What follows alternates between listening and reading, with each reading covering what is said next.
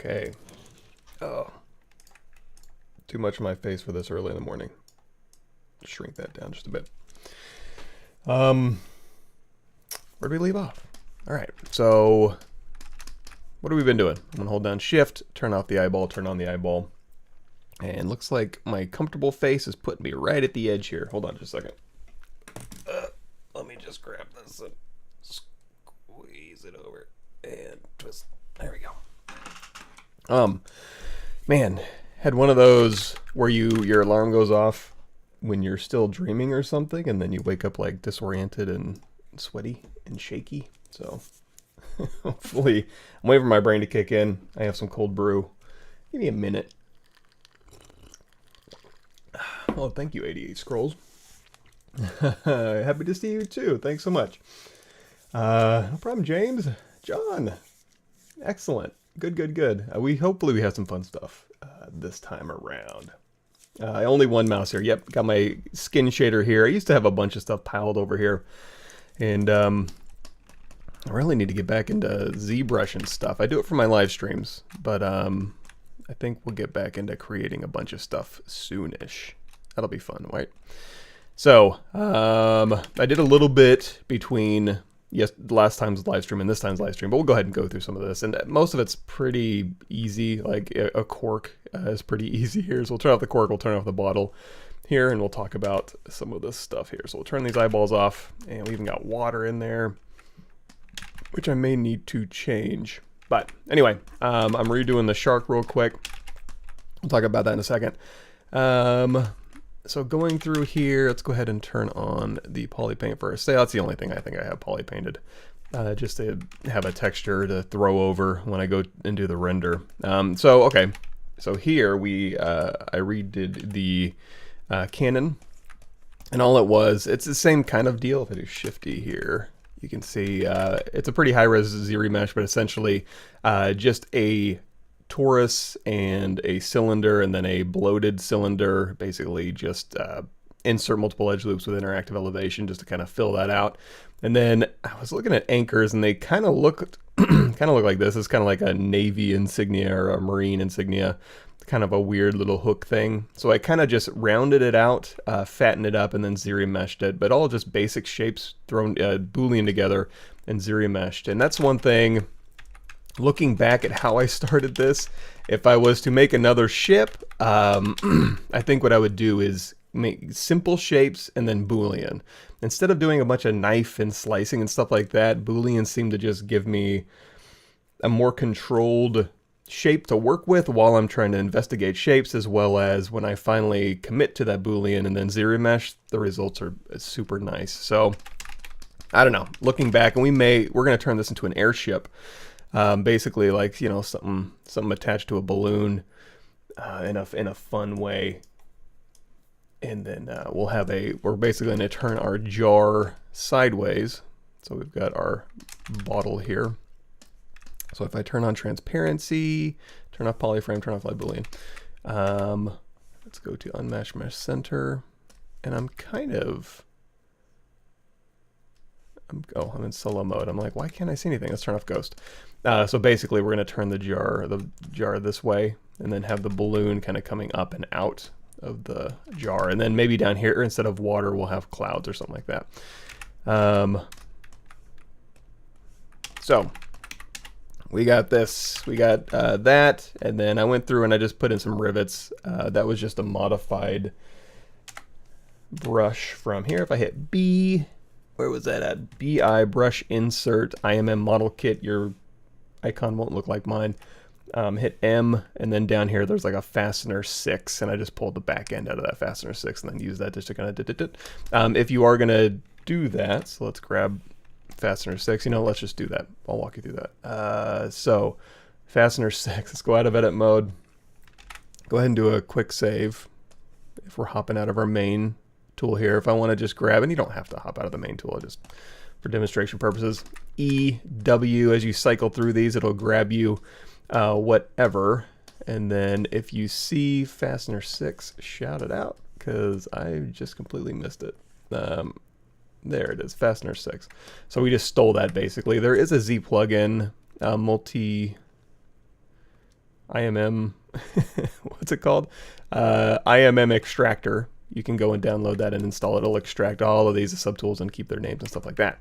But I went ahead and just did a group by normals. I don't need this nicely sculptable back here, so usually what I'll do is just say delete hidden and then just do a close holes with convex. Control Shift, Control W, maybe Q mesh, polygroup all, just pull this back, and then increase PG. If you want to avoid scalloping, or if you're ever going to see this, you can do like an inset polygroup all legacy and just pull this in, and then you're good to go. So now when you hit D for dynamic, that'd be nice or whatever, and then you can hit B, create insert mesh, new, and now you have a rivet brush with a little bit of give, just so when you go to insert it. So then if you can use Nanomesh for this. I just went through and manually kind of placed it. But like, yeah, if we wanted to go through here, usually actually what I'll do is, instead of messing around with these that have specific dynamic settings, I'll just hop over here to my null, which we have sitting in the middle of our scene, just kind of hidden, just a polymesh star. And this is our name catcher, so when I go to save as, it'll catch the name here. This can all be invisible, but it's still sitting in my scene, so when I select it, I can have X symmetry turned on, and I can use this. So I'm going to set my brush size to the size I want, and then when I go to my insert mesh brush here, we'll go ahead and make this. So when I drag out, hold down control, it'll snap.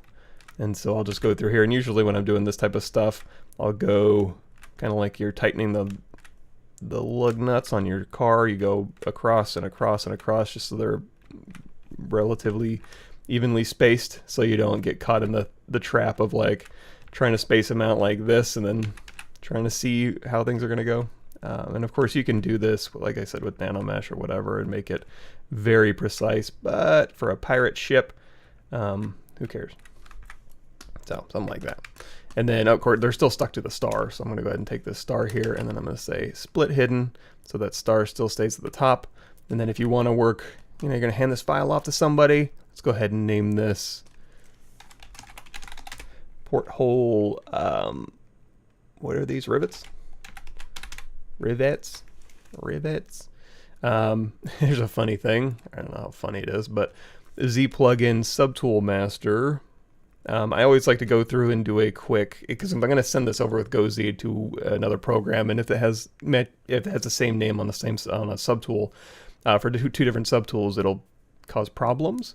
So I'll do, not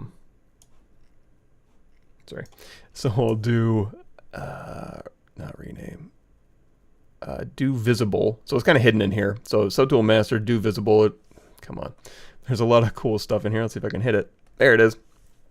All sorts of cool stuff you can do in here, but one of them is correct duplicate subtool names. Now when you hit that, it's going to go through, and it, I usually do camel case, and it goes through and it makes everything lowercase, so whatever. But anyway, I just thought that was funny yesterday. That's the kind of stuff that makes me laugh. Hey, if I missed something, I apologize too. They're coming fast and furious. Have your picture as my profile pic, is that okay? Absolutely. I don't know why you'd want that. Like I said, I shrunk my face today because even looking at myself was difficult for me.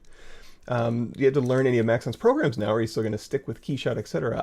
I've been messing around. It was really interesting. In fact, maybe we'll do a little bit of that today. I'm going to probably record a video today. I've been in there like a day and a half of GoZ to Cinema 4D using Redshift, and it's actually pretty fun. It's pretty standard if you're familiar with renderers nowadays.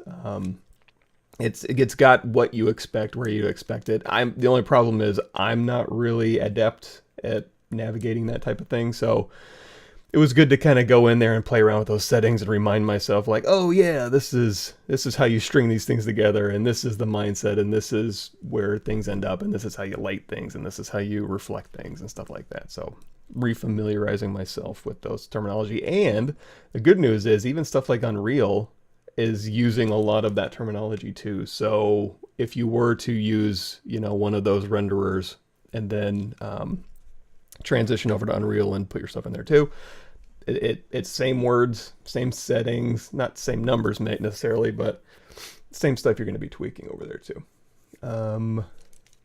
You're good at everything. Do you have any artistic weakness? I'm not good at everything. I promise you that. In fact, even what we're working on today, hell, a good example is that shark. I was going through and I was editing down my videos to do my sizzle videos where it's like just really quick beats so you can kind of just get an idea of how we put stuff together. Man, I struggled so much with this damn thing. Hindsight being 2020, I could probably put together a pretty nice shipbuilding exercise just going through here and not doing everything wrong the first time. Same thing with the shark, you know, man, I struggle with that thing.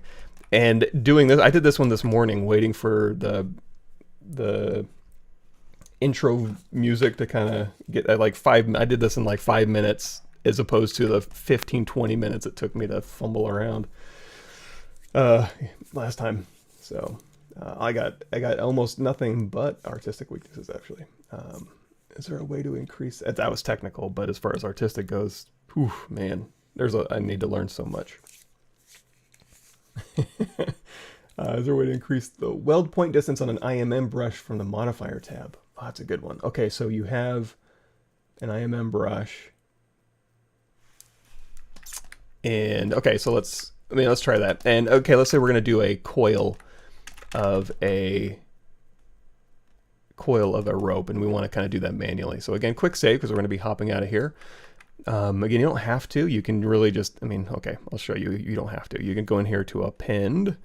But if we append a cylinder, it's going to make it a Polymesh 3D, and I want to play with that setting. So I'm going to go out of here, and we're going to say, okay, here's my initialize. But we don't actually have to do that. You can go in here and you have an initialize primitive, and you can go, I always forget, and then you can go down here and you can change these settings.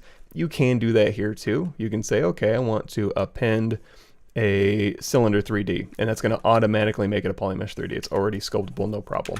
However, you're stuck with those settings. So I'm going to go down here and hold down shift and turn off that eyeball. You can also go into solo mode here if you'd like. But what you can do is you can go in here and you can say this, and you can go in here and you can say cylinder 3D. It's going to make it very, very small. Just hit F on your keyboard, and then you can go through here and play with like inner radius. And in fact, yeah, let's pull in a little inner radius here, and let's make we'll make a hollow rope, I suppose. And then the outer radius here. So if I wanted to dial in like 12, basically, and then I want to turn this into an IMM brush, I can. Yay. And then what I'll usually do is I'll do a deformation unify, and that'll make it scene scale. So if I want to turn this into an IMM brush, which we're talking about here, and it's like going to be a coil or something, we'll go back into our gizmo and hold down shift. And I'm going to put in, ooh, this is going to be tricky. Okay, so we'll do bevel.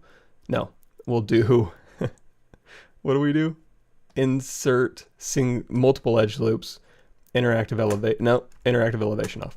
And then I'm just so used to having that on. So I'm going to go through here and just do multiple. So it just divides this into thirds, and I'm just going to tap on the inside, divide that into thirds as well.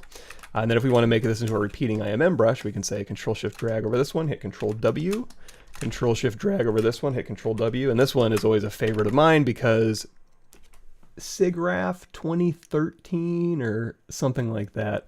God, so long ago. I went to SIGGRAPH and I worked the Pixelogic booth, and I was showing off like how to use this tripart curve brush stuff. So that's always fun. So I'm going to turn this into a brush. I'm going to hit B, create insert mesh new, and we're just going to drag that out, and we've got an insert mesh brush. Of course, we want to attach this to a curve. So we're going to go in here to stroke, and I'm going to open up, not curve helper, all these curve little modes here. The most important one is curve mode. So now when I drag this off, it's going to see 1 polygroup, 2 polygroups, 3 polygroups. It's very important that they go top to bottom because that's how it drags out. If you do it looking at you, it's just going to drag them out so that they're looking at you here and they're not going to stick together. One problem you're going to see is they're not welding. So if we go over here to brush modifiers, it's triparts is turned on. If you have another subtool that has 3 polygroups and it's not supposed to be repeating middle, and you try and drag it out and it's like, stop trying to turn this into a triparts curve brush, you go over here and turn that off. That'll just ignore your polygroups and let you do whatever you want. But it is a triparts curve brush, so that's fine. We're going to say weld points. So now when I tap to update this curve, it should weld, and it didn't. Something weird's going on. 1, 2, 3, 1, 2, 3, and it flipped it. I also want to see what it's doing. Let's turn on double.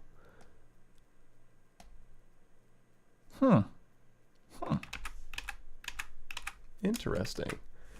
Anyway, to answer the point, can you increase the weld points distance? Because normally if you go into like geometry modified topology and you have weld points, there's a weld distance in here. And then there's actually an open and closed circle, and that closed circle will actually do a more aggressive weld. I don't know if that's the case, but now I'm interested in why this is broken. Let's investigate. So, and usually I would say 100% of the time it's user error. So I must be doing something wrong. I just don't know what it is. I wonder if it's because, I mean, hell, let's just see. So I'm going to do a quick group by normals. I'm going to, wait, is it because I had it? No, that can't be it. Brush, create insert mesh. New. Curve. Weld. Huh. That's so bizarre. I wonder. Okay, so I'm going to investigate this just really quickly. I'm going to do a quick group by normals. I'm going to grab this green one here. We'll say delete hidden. We're going to go up here to close convex, boop, and Control W, and then we're going to grab this one. It does look like it's just slightly off, but that shouldn't really affect that much. B, create insert mesh, new, go up here and curve, okay, and then weld points. So that one welded fine. I wonder if it was something to do with the hole we had in the middle. And why would that? I guess maybe it just doesn't play nice with holes. Well, here's the good news is that you can go in here to BE, brush, extrude profile, hit M, and there's a torus here. So basically as you drag this out, let's go to these settings here, and I'm going to turn off the size here so it just stays straight out. And there we go. So you can load in any geometry you'd like, and it'll extrude that geometry profile down here. The alternative to that too is it's extrude profile, and then it's, what's the alpha one called? Is it ABA? Sorry, I don't remember. There's one that you take the extruded geometry profile, and then there's one where you take the alpha, and I don't remember the name of it. There it is, curve alpha, C. There you go, curve alpha. So kind of the same deal here. You can just choose a different alpha like this. This one's less controllable, but same results. So you can say, hey, give me this alpha here. And then when you can just maybe tap to update this. Yeah, and we'll go in here and turn off that size as well so we can see the end. And there you go. So again, you can just toggle this alpha out. So you can do this cool one here. And there you go. And so very neat. But that's alpha, so it's just going to take your alpha and give it whatever geometry it deems fit, and then extrudes that back. Anyway, I don't know what that was all about, but we'll go ahead and open. That was me working in solo mode and forgetting that I wasn't out of there. Hold on, streaming ship. Actually, we had a quick save saved. Let's hit comma key, quick save. Let's go all the way to the end here to not my recovered files, but just my quick save file. Okay, let's see here. Long answer to your question. I'm not sure if there is a weld distance where you can, I think it just kind of does its thing. You can do tests where you can go through here and crank up your weld distance here and see if that transfers over, but I'm not positive that would be the case. Well, thank you, Larix and Isaac. Let's see here. And I keep thinking I may be missing something here. Okay, good. Okay, I'm caught up.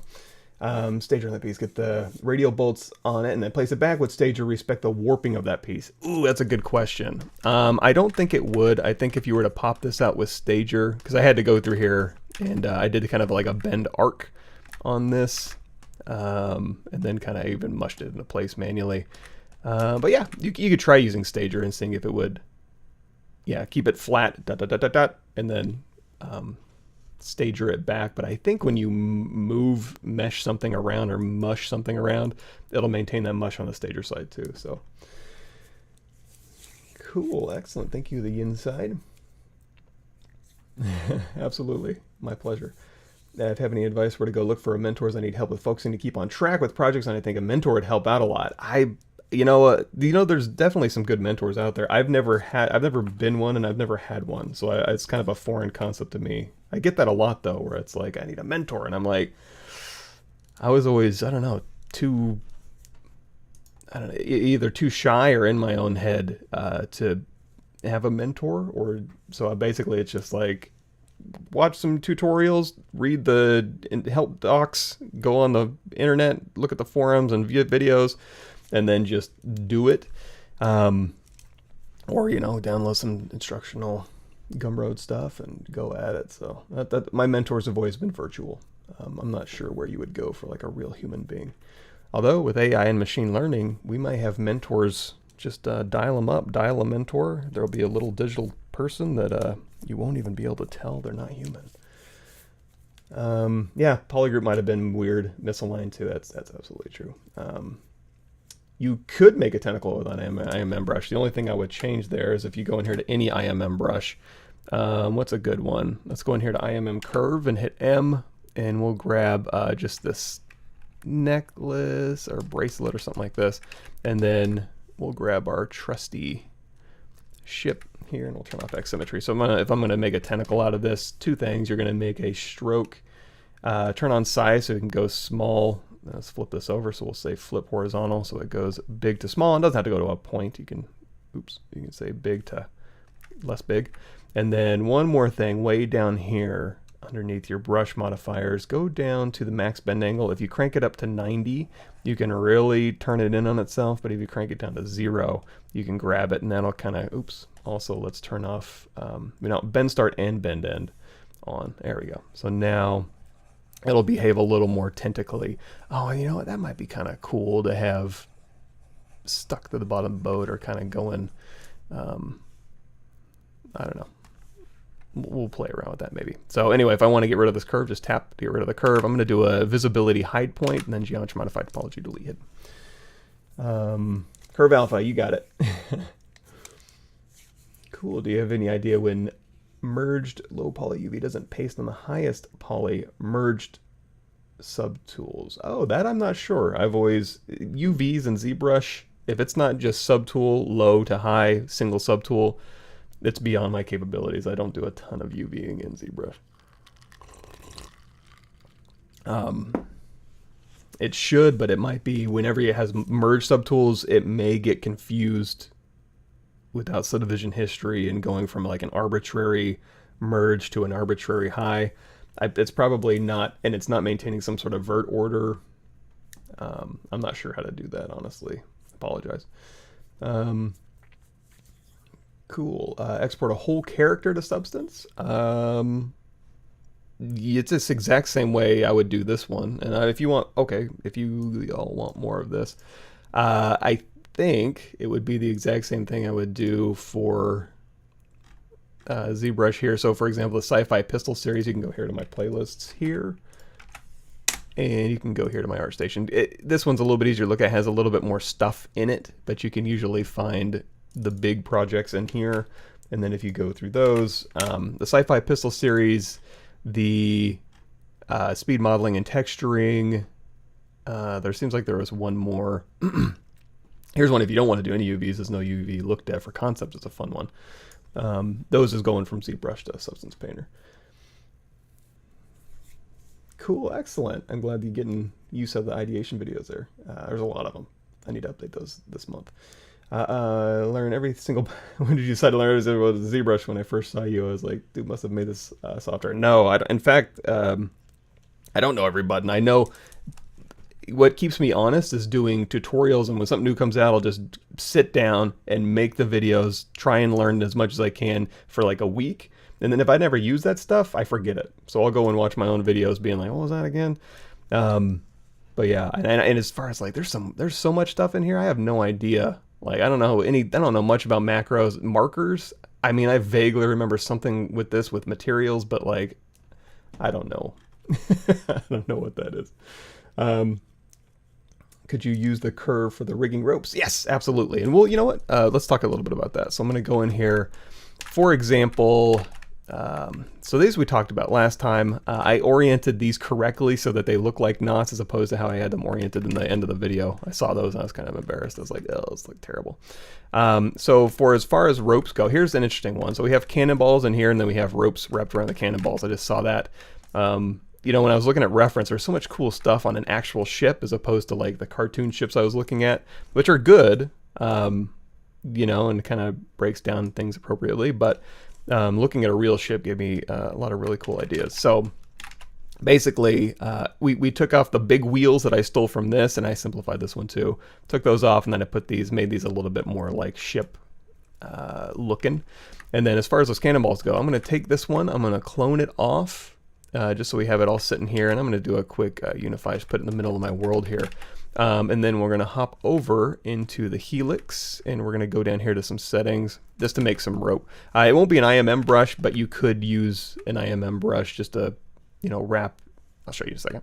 So we're going to go down here to coverage. I don't need that much coverage here. And then I think this is kind of a weird one. Radius, we're going to reset this, and I'm going to go from kind of small to big, basically, and then it's the offset. Is it the offset that kind of shrinks these things together? Yeah, this one. Take this one down, and then I'll kind of coil them all together. So there's my coil, right? So we're going to go ahead and say make polymesh 3D. Let's go over here to my cannon that's sitting by itself, and we're going to say append, and we're going to go over here to the helix, and then now we have kind of a rope wrapped around these. I'm going to scale them up just a bit, and I want these to kind of fall down around here. So I'm going to do two sets. I'm going to do a quick geometry polygroup group by normals. I'm going to pop off I'm going to get rid of those end caps basically. So just Control Shift tap the pink, geometry modified topology, delete hidden, and I'm going to do, let's do this. Let's do polygroup, polyloop. I'm going to do a top here. So it'll go all the way through. So if I hold down Control Shift, you'll see all those spiral down. And I'm also going to do a bottom just to kind of double up if I need them. So I'm going to take this one and this. Oops, let's make these both the same. So we have one purple polygroup, and then we have one orange polygroup. And then if we do geometry modified topology, delete hidden, now we have two separate coils. And the cool thing about having, if you have a line down the middle, and you could always put one there if you didn't, you can just do an insert single edge that would go all the way down. You can do polygroup, polyloop. And speaking of IMM brushes, if you wanted an IMM brush to follow this path, let's go in here to stroke our polygroup border. It'll frame it. And then we'll go in here to B, where you mess around with BI, insert, go in here to Army Curve M, make a bike chain, and then we can just put a bike chain down this path basically. And then you just need to do like, you know, I'll do a hide point. Oh, let's undo that. If you need to get rid of this curve and you can't tap on your object, just go over here to the curve functions delete. And then we can do a hide point, split hidden, or a split mask points. And now your bike chain will be in a little spiral. So that's how you control your curve, one of the ways. However, that's not what I did. So basically for the rope, polygroup, polyloop, but you could absolutely do a rope like that. Just toss an IMM rope down there. What we're going to do though is I'm going to isolate this, Control Shift tap it, say split hidden, just so I can see this one a little better. I'm going to display properties flip, so I can look at the top of that and see it. So now I have two separate subtools. So I want to put a rope down here. I'm going to go through here. I'm going to do insert single edge loop, hold down Alt, and then I'm going to go to this one, same thing. So I just have squares on here. And now that I have just squares, I can go over here to the real exciting stuff, dynamic, turn smooth down, turn micropoly on. Hold on just a second. Sorry, I don't want to smack my lips into the mic. Go in here to micropoly, and I can put ropes in here. So if I go in here to like the wire, it'll put wires the wrong way. We can go over here and we can just do rotate Z, and that'll rotate them so they're all looking at each other. And then now, and then make sure you have fit and weld, and also maybe a line turned on depending on your mesh. So now whenever we move those polys, these will follow. And these are just instances. So if we go over here and we say what? Dynamic off. So Shift D turns dynamic off, D turns it on. It's really just plain sitting there. So the cool thing about this is, if we turn this one off, we can say, okay, these are just planes. This can be go to my dynamics here. I'm going to turn down, Inflate is fine. turn on collision volume, and then you can also turn on self-collision. So now, and gravity down quite a bit. So when I do gravity and run the simulation, those polygons will hit the cannonballs and kind of fall off, and then we'll hit the ground. Boop. There we go. So now we have kind of a rope being draped around. And of course we have our other one here too, so same deal with this one. Just go in here, turn on dynamic, smooth off, micro poly on, and just grab, and you can do cloth, so this is a kind of a weird twisted little thing, but if you go in here and rotate, same kind of deal. It's just like a twist thing. I couldn't really get this to line up appropriately for welding, but there is some good ones in here. This one's kind of a weird one, but yeah, I just kind of rotate as needed. It'll stick them together. And there are some other ones I was playing with, like wires. I keep having to rotate these every other way. You know, so if you want tighter coils or more of them, you can do this one. And again, it is just a instance. So as I'm simulating this one, it's really just the planes colliding and making it look like it keeps the rope together basically. So blue, blue, blue, blue, blue. Okay.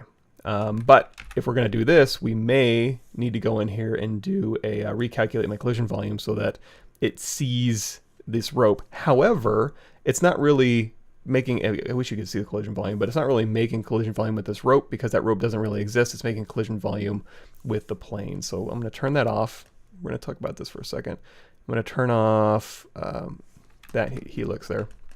So now we have this rope, and it's the plane. So if you do Shift D, it's just a plane kind of sitting there with micro poly attached to those.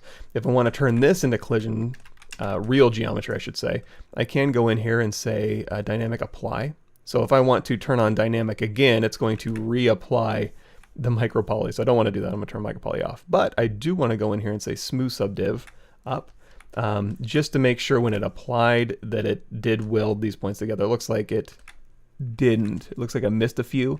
I'm just going to go in here and do that geometry modified topology weld points here, and I'm going to turn that to closed circle and maybe just maybe open circle. I'm trying to maybe closed circle 1.3. I'm trying to do a very, very small distance so that they'll weld, but they won't like stick together, which is kind of, let's turn this off. Okay, so weld of 1 point, open circle weld 1.9. Again, I'm trying to go as low as I possibly can, 1.15, and you can actually grab the little top one here and get smaller increments. If there's, you notice how there's two sliders here. And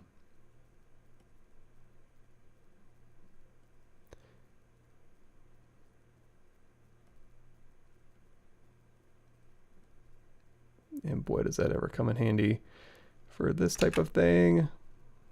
God, again, I'm just trying to, there we go. So this is real geometry now. If I do Shift D, if I do D, it goes into smooth subdiv because that's real geometry. And now you can say, you know what, you can do self-collision on these. It's probably going to notice each other and then bounce off of each other. I'm also going to do a geometry modified topology close holes just to cap those ends there. And now if I run the simulation on this, they'll kind of spread apart with that self-collision. So we'll go through here, we'll redo this collision volume, maybe turn self-collision down to 1 and then run the simulation. Yeah, it does kind of unravel them a little bit here. You can also undo that. Let's turn off self-collision. But also when you have a full mesh, sometimes turning on a very small inflate will keep it kind of inflated. You can see if that'll work for you, but now things are starting to flatten out. So anyway, that's how I did the cannonballs, is basically that. So now if I go back down to this one and I recalculate my collision volume, it will see those as actual ropes now. And then when I run the simulation here, these will kind of fall down.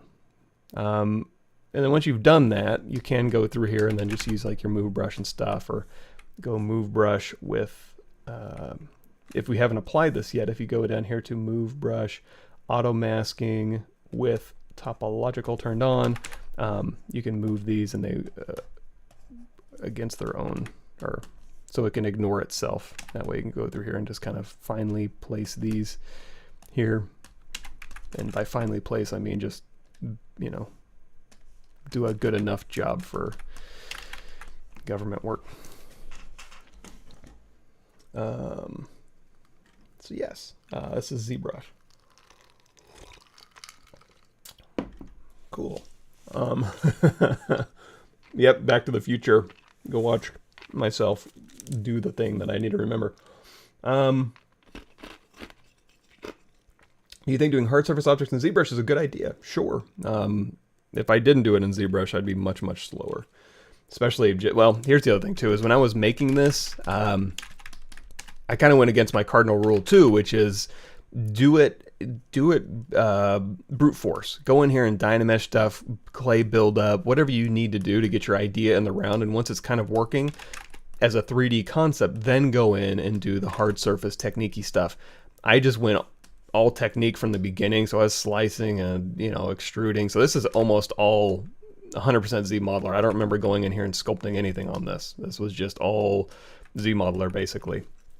Doable, but can also be a little limiting when it comes to the creativity part of things. So maybe when we go in and we do the airship part, I'll relax a little bit and I'll just have a little bit of fun with Dynamesh and get my idea out, and then I'll show you, you know, rebuilding techniques so to get a more refined result. But yeah, for sure.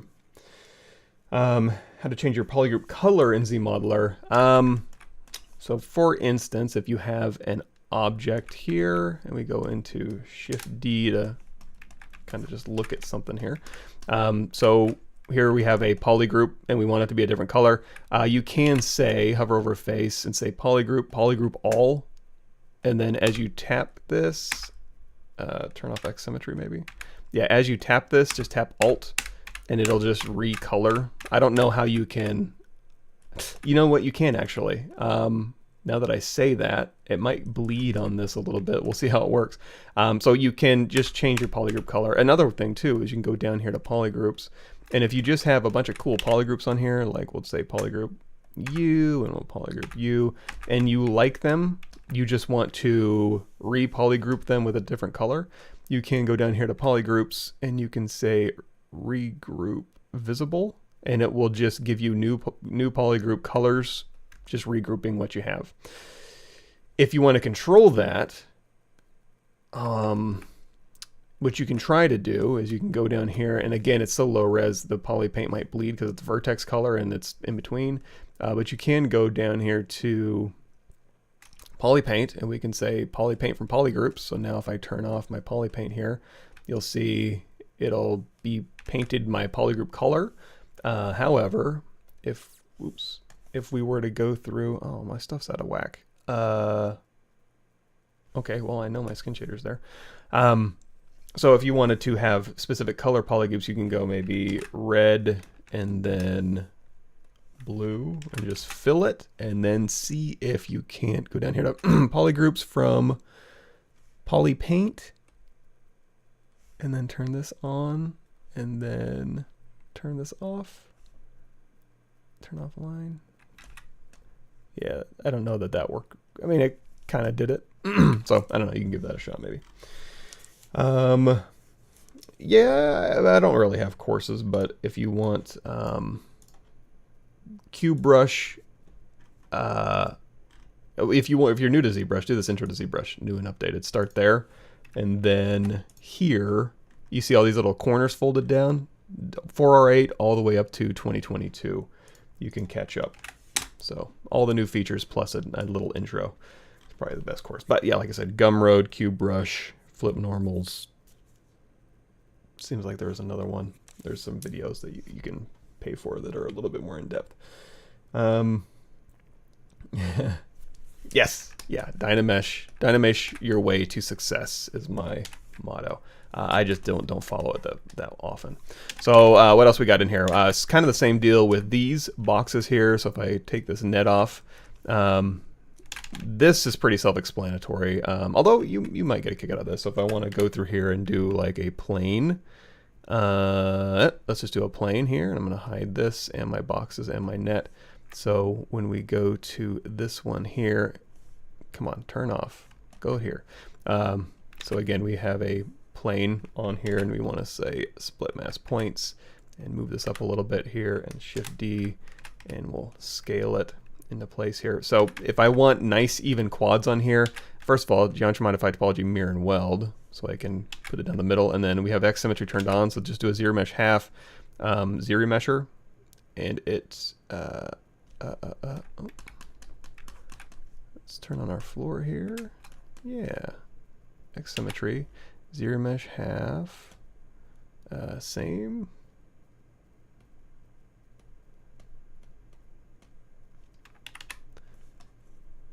Okay, let's see. X symmetry. I just did this. Okay, let's turn on X symmetry here again, because I am. Oh, I thought I was in the middle. Sorry. Hit this little house. There we go. We can put that in the middle there. So now when you have X symmetry turned on, so now this is Z forward. Sorry, floor off. So ZRemesher half, depth size down to 0. Just ZRemesh will get you nice even quads. So if you ever do decide to change this, you know, be like, that's really what I wanted. Again, just ZRemesh it, and then I'll give you nice even quads with X symmetry turned on. There we go. And then we can go through here and we can say polygroup checker. If you ever need to do a checker pattern, and then if you needed to do like inset of just some of them, inset polygroup all each poly is what I'm looking for here. So inset each poly. So now you can go through here and just do that, and then delete this out of here, I suppose. And this is all basically just going through here and say, okay, let me do an extrude all polygons, pull this down, display properties, flip. I'm going to make this all one polygroup. So polygroup polyloop here. We'll pull out a border, polygroup all here, and then maybe pull out another little border and pull out another little border. And then we can say polygroup polyloop, and then we can do an inset, polygroup all legacy, not each region. And then as we push this back, we can say QMesh polygroup all, just hold down shift as you push back. And then for these, you can say, yeah, QMesh polygroup all, just pull through, and it'll go through and just stick those together. And then for this one, dynamic, and then QGrid up a little bit, and then change the coverage down just to kind of maintain those sharp corners a little bit. So that's that part. As far as, you know, you have boxes on here. Boxes were just, again, I guess we can just keep doing it. Let's go through here and let's just throw a cube in here. And we'll say split mass points, and we'll say Shift D. Again, we have X symmetry turned on. I'm going to say ZRemesh. And you know what, just in case, I'm going to put it in the middle of the world. ZRemesh half. Instead of keep groups, I'm going to say detect edges. That'll go through and just give me this. And then I can say, you know, Control D. And then we'll say delete lower. So now I've got some mesh to play with here. I'm going to duplicate this off. And I'm going to go through and do like, how thick do I want these boards? So we'll say 2. So here and here, I want to have like a split off board. Here and here, I want to have a split off board. And we'll go ahead and make this. Actually, you know, we'll do this so it's easier to see. If I want to paint with polygroups, just hold down Alt and start painting. And then you can go through here and just kind of, again, you can keep holding down Alt as you're painting. Then when you let go of Alt, you can just toggle through. So now you can kind of see the poly painting we're doing. And then maybe I want to flip it on this one. So this one, I want to have all this. And if you want, again, you want a different polygroup, just tap Alt. So here we'll have one, and then here we'll have one, and then tap Alt. So it's a different polygroup. You can paint over this. And then through here, we'll say you are going to be a different polygroup, and then for you are going to be a different polygroup. So I basically have, and you will be a different polygroup. Now, if you ever want to paint the same polygroup, or if you're like, I want this to be dark purple, just hold down Alt and tap Shift as you're painting over that one, and that'll inherit that polygroup. So just FYI, and make that more different. Okay, so we have all of these here. I don't need the red, because that's just going to be part of the box. I'm going to say delete hidden, and then go down here to edge loop, and we'll say panel loops, polish down to 0, maybe bevel down quite a bit here, loop profile of 1. And if I want them to bump out and in a little bit, I can just do a panel loops like this. But I think elevation -100 is probably fine. It's just that that thickness is a little high. There we go. So now I've got those boards, those caps here. And then if I go back to this one, this is where I can go through. You know what I'm going to do? What am I going to do? I'm going to go through, I'm going to say, come on, everybody pause. I'm going to go through and I'm just going to grab, not two, I wonder if there's an easier, faster way to do this. You know what, there is. I'm going to say polygroup, polyloop. I'm going to say you, that's it, Control W. You are gone, you are gone, you are gone, you are gone. There we go. Take all the green, delete hidden, and I can just turn these into boards. So kind of the same deal, just polygroup, polyloop. So you are all one polygroup, and then you are all one polygroup here. And it's not a perfect square, but you get the idea. So we're just making boards now. There we go. So same deal with this one. We'll go through and let's turn on everything but these here. So I want these to kind of be inside. So I may just go through here and just do a, go to Unmatched Mesh Center with X turned off and then just scale these down just a bit. There we go. So these are sitting on the inside now. So now when I go through here and we do a panel loops for these, turn the thickness down quite a bit here. There we go. So now I've got boards in here and it's kind of the same deal. If we merge these down together, we can go through here and say dynamic, Q grid up, and then coverage. And you can just kind of make these kind of sit nicely and you can move stuff around if you'd like. So that's one way to go through and make a box, and then you can put nails or whatever in it. But anyway, ugly box. So now that you have boxes on here, and then we don't have a big old bottle sitting in our way, easy enough to go through here. And again, just like we did this deck, go through here and do a plane here. So we're just going to put a plane over these. And again, I'm going to do a quick split mask points. I'm going to turn this off. And then we just want to look at the boxes and the platform because those are going to be my collidable pieces of geometry. The plane we're going to push in here. And if we want to drape a net over here, kind of the same thing we did with the ropes, we're going to say ZRemesh half. Just get some nice even quads going on in here. And then let's go down here, geometry, turn on the smooth modifier. So as we divide this, it'll keep my corners nice. And then if we go back into our dynamics, we can turn the gravity strength down quite a bit, inflate off, recalculate my collision volume, run the simulation, then it'll just kind of drape this mesh over the geometry. However, let's make this so we can see it a little bit better. While we're doing that, we can have micropoly on, and I just use this knot twist here. Come on, this one. So it's basically replacing every single face with a knot twist. Why does that look different to me?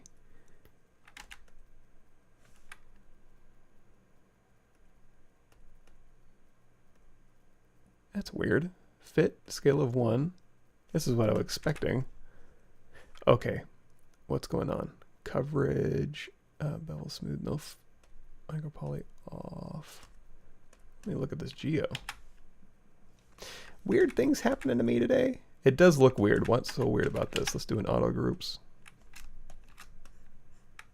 Say delete higher. What's going on with this? Dynamic off. Oh, smooth subdiv flat. Oh, Q grid is on. Q grid was doing some wacky stuff. So sorry, dynamic on, Q grid off, micropoly on. That's what I'm expecting. So not twist here. And so again, these are just instances of, and also let's hit a line. So they're all facing generally the right way. And again, if we go through here and we say Control D to subdivide, it's going to up the resolution of this. You can also, if you don't want to actually subdivide, you can go through here and do a smooth preview, and then I'll give you a preview of it. But in this instance, since I do, if I do Shift D, I do actually want more resolution on here. I'm going to hit Control D for more resolution, turn on our micropoly with smooth subdiv down to 0. So now as I drape this over, it'll go ahead and drape onto the boxes. Now the interesting thing too, oh, I don't have fit turned on. I forgot to turn that off. So turn fit on, and that'll make sure that as this is, so fit and scale to 1, align, rotate if you need to, and then yeah, go down here to run simulation. So those kind of drape this net over here. And in fact, let's turn firmness down to 1, self collision down to 0, just because I like this size. I just really need this thing to hang. And sometimes when you have a low resolution mesh, it doesn't want to hang that much. So that'll collide on everything it needs to. And then you can go through here. Again, it's just an instance. So Shift D. Oh, sorry. It's not going to work. It's going to go through here, but you can just turn dynamic on and off. And then while it's still just attached to geometry, you can go through and move this around. Or if you want this to be real geo, you can say apply. And I like to do a dynamic and then turn off micropoly and then turn on smooth subdiv just so I can make sure everything's welded together. And now this is real geo. So now you can go through here and you can say, you know, move, let's turn off topological. So we're not moving these string by string. There you go. And you can kind of just move these around. Or go through here and inflate or deflate or whatever you need to do to kind of make this work. And then you do have open holes over here. So geometry modify topology close holes is a quick way to alleviate that. And now you have boxes with nets draped. Ta-da! So there's that. So let's go ahead to boxes, and it's a new net, so we don't need that one. So if we turn all this back on here, yeah, okay. Anything else we did? Not really. I did go through here and like on the sail, I did actually poke holes on this. So I basically went, froze subdivision history, went back through, subdivided this, put more divisions in here, just pulled these through with ZModeler, the Q mesh, and then projected my history back basically. Same thing with this little flag up here. Just went through and on the lowest and went and subdivided and then poked holes through here. This one was a little different in that instead of poking just a face geometry through, I went here. So if you ever need to poke a hole through something, you can go through here and you can say like split point. You can split, oops, just for demonstration purposes, you can split point, and then on the other side, oops, 1, 2, 3, 4 down, 1, 2, 3. This is where it is. So you just tap, oops, go 1, 2, 3, split, 1, 2, 3, split, just tap. So it, oh, there's 2, sorry. And then if I go through here and I say Q mesh, it'll stick those together. If it's on a weird surface and it's having a problem just pulling straight back, it's still easy enough to do. You can just say delete polygroup all, and then you can just say bridge 2 holes. I'm going to turn on double so I can see the other side. So I can say U, go to U, and then you can go in here and you can say insert single edge, hold down alt, and then you can say polygroup, polyloop here, and then now when you hit D for dynamic, it'll be a hole pushed through there. So there's options all the way back. And I think that's it. I think that's all we really did. Rivets and nets and change the proportions around a little bit. And then the bottle here, if we do this, bottle is pretty self-explanatory. It's just an appended, well, actually it's not. I mean, it is self-explanatory, but there is one little hoop I had to jump through. So here, you're going to see this is a, especially if you're rendering glass, this is going to cause some problems. So one better option may be, and I didn't do this, but might be in hindsight, do a poly cylinder. Go back to Gizmo here. We'll do a quick unify here. So now you have this type of rear end. So then at this point, let's just do a quick group by normals. I'm going to say inset, and on the back, I want this. On the front, I don't really. So I'm just to say delete hidden. I like to work with this one better. Close convex hole. So on the front end, simple matter of just going in here to inset polygroup all. We're just going to pull in where this opening needs to be, and then we'll maybe inset this, and then we'll say Q mesh here and pull this out. And now we can go through here and we can say just put in some big fat bevels, U and U, and then come back in here with insert multiple edge loops, interactive elevation. Then you can just kind of push and pull your way to victory here, kind of like this. So that's how you can kind of go through and kind of scoop stuff around. And in fact, even here, we can even say insert single edge loop, hold down alt, and then go back in here with insert multiple edge loops, interactive elevation, and kind of round this back around. So now we have this type of thing going. And then on the back here, it's a little bit trickier. Let's see if I can't do this. Bevel. Yeah, that's going to do some nasty stuff. I'll tell you what I actually ended up doing. I'm going to go ahead and say split hidden, move this out of the way. Here's what I actually ended up doing. It's kind of nasty, but hey, you know what? Don't know what to tell you. So go through here, and I had a close convex hole here. Oops, let's do auto groups. There we go. So we got our own thing here, inset polygroup all. So same kind of deal here. I'm going to inset, and then I'm going to inset again. And on this one, I'm going to push this one inwards, and then whatever kind of bevels you want to put in here. So big bevel here, big bevel here. This is actually kind of rounded out fine. If you want to go in here and mess around with this, you can. You can just be like, hey, let's alleviate some of that. Now I need to replace this with this. So I'm going to isolate. Well, we can just do this. Go into solo mode. I'm going to hit B, quick save. We're going to hit, we haven't actually done anything, so I don't know how to quick save, but B, create insert mesh, new. And now this technically has a hole on the back. So I should be able to use Mesh Fusion with this. So basically I'm going to turn on X symmetry, and then with Mesh Fusion, if you pull something with a hole on the back, and then you pull it onto its own polygroup, you can control drag, and it'll go ahead and integrate your shape for you. So now you can go in here and say insert single edge looping and clean this up. So if you want to get rid of these, you can. And then if you hold down Shift to smooth, it's going to really deform your object. But if you hold down Shift to smooth and then let go of Shift, it'll just kind of push along that surface. You can kind of alleviate some of this here. And then again, it's totally kind of a gross way to go about this, but long story short, you know, that's how I got that back end on there. As far as the actual thickness on this, let's get rid of all this here. Delete hidden.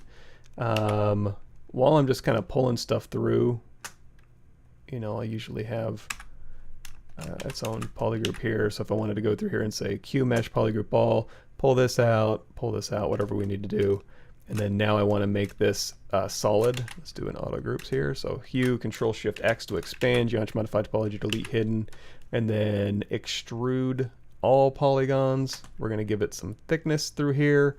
I'm going to say display properties flip, and then let's do a group by normals just so I can see where my creases would end up going. Somewhere in here, yeah. So we'll say crease PG. We'll do a crease level of like 1, smooth set of 3. And then some sort of thing in here. If I wanted to put a cork in here and I was like, oh, dang it, I got rid of that geometry, no problem.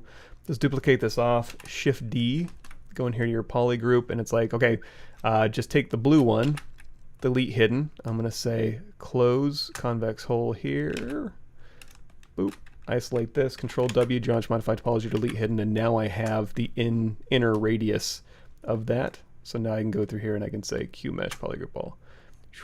And it's the right radius. In fact, if you wanted to steal that entire inside geometry, you could. Since I went straight back, it's probably pretty safe to bet that I can just do, just move brush this back. And then on this one, if you want to put bevels in here, you can. There's also a cool thing you can do down here under crease where you hold down Control and you can just pop bevels in here. However, it does make it bigger, which in this case we don't necessarily want to do. So in this case, maybe bevel is our better bet. So bevel, and then so we don't get scalloping, inset here and here.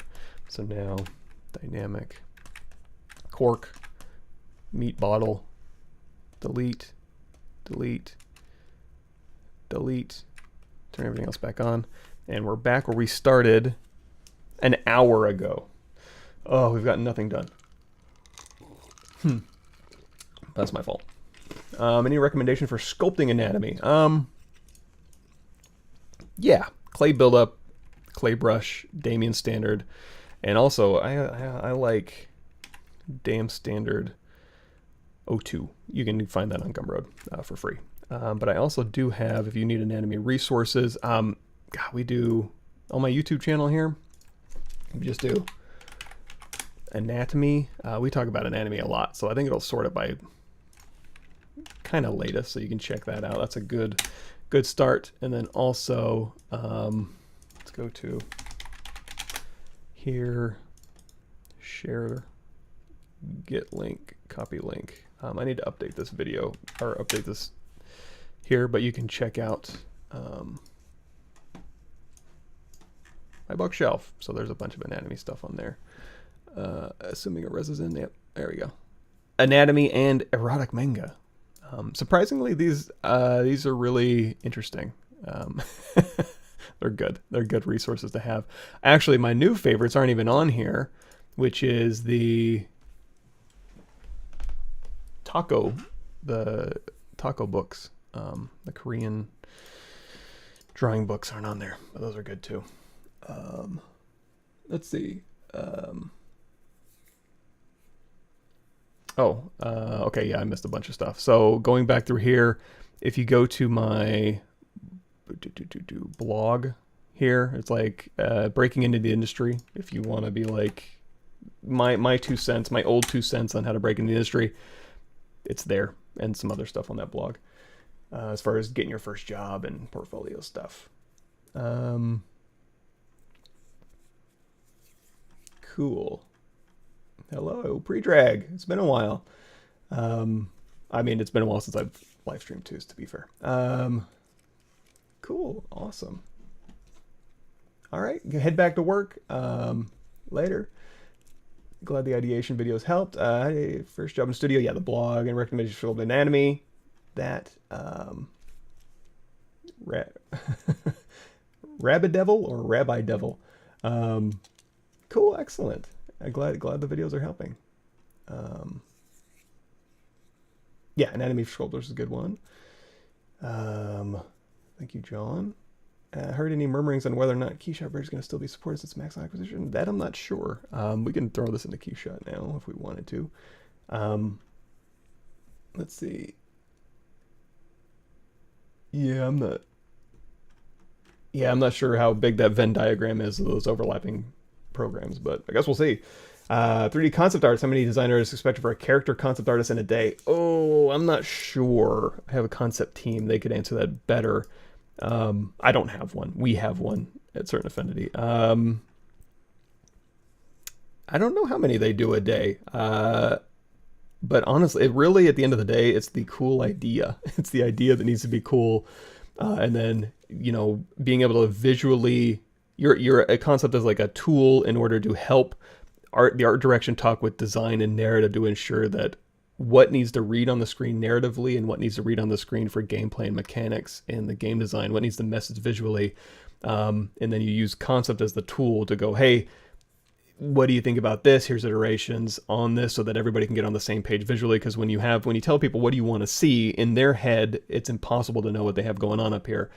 So you can use concept to put something on the page so that everybody in the building can look at it and go, yeah, that's what I was thinking. Or I wasn't thinking that, but now that I see that, it gets everybody aligned, essentially. So long story short, how many did they do a day? I'm not sure, but cool.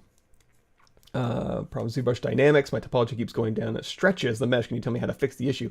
You can be a little bit more careful with as you're doing your dynamics. Instead of going through and doing a gravity, just hit BTC for transpose cloth. And then when you go through and move an object, you can control. So basically, I have transpose cloth turned on. So now it'll behave like cloth. So that's just a way to kind of control it so that it, you know, and in fact, also if it's really stretching, go in here to dynamics and turn that firmness up quite a bit. And then also, yeah, you can turn that up to like 4 and stuff, and it'll really it won't stretch as much. And then move slowly too. If you're going to be using this, just like move slowly and give the algorithm time to catch up. You can crank the simulation iterations up, and that'll make sure that it's running as many calculations as possible per movement, but also moving slowly and giving it time. And you're going to notice when I did well, I guess it didn't. So if I turn the self collision up, it should behave more like a balloon and see itself. So that's kind of a nice little thing you can do to get these things to react a little bit better.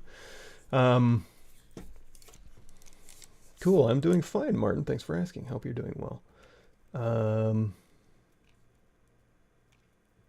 Doesn't behave the way you used to. Make the net above the box. Really? Huh. That's weird. Yeah, I mean, basically firmness and then, sorry. I'm sitting down today. I'm just too tired. Firmness is probably your best bet there. But, you know, sometimes it just... going through and manually fixing the stretching can also be a thing. So really quickly, just to kind of finish this shark off, let's go ahead and, since I've renamed everything else, let's go ahead and rename this shark. And then I'm also going to play around with that water depth here. So if I do Shift Z, I've got this loaded up. I've got a spotlight save so I can snap back here. I'm not going to worry about those fins. This is all just simplified anyways. Everything's looking good. I have this all merged together, but they all are still separate.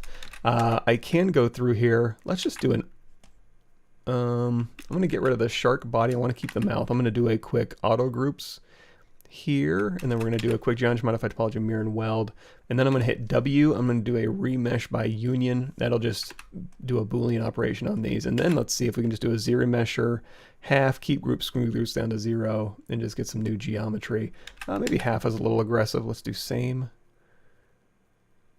here, and maybe double. I'm just trying to not have it stretch too much. And if it is having a kind of a hard time down here, you can try going in here, like this Boolean, like this thing just has like a slight lip and it's probably worried about that.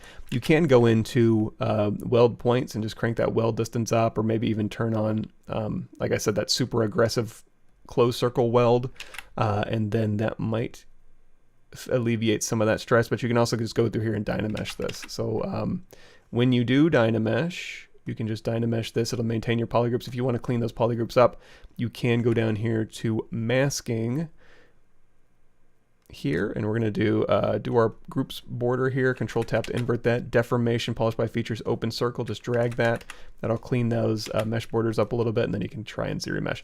At the end of the day, I'm not overly worried about how well this thing ZRemeshes, and in fact, I don't even need, now that I look at this whole thing, really, all I really care about is these two polygroups here.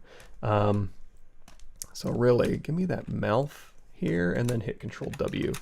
That's really the only polygroup I worry about here, that I want to maintain, I should say. I don't really worry about it. So ZRemesher half. Let's see if that works a little better. Yeah, that's perfectly fine. Yeah, that is perfectly fine.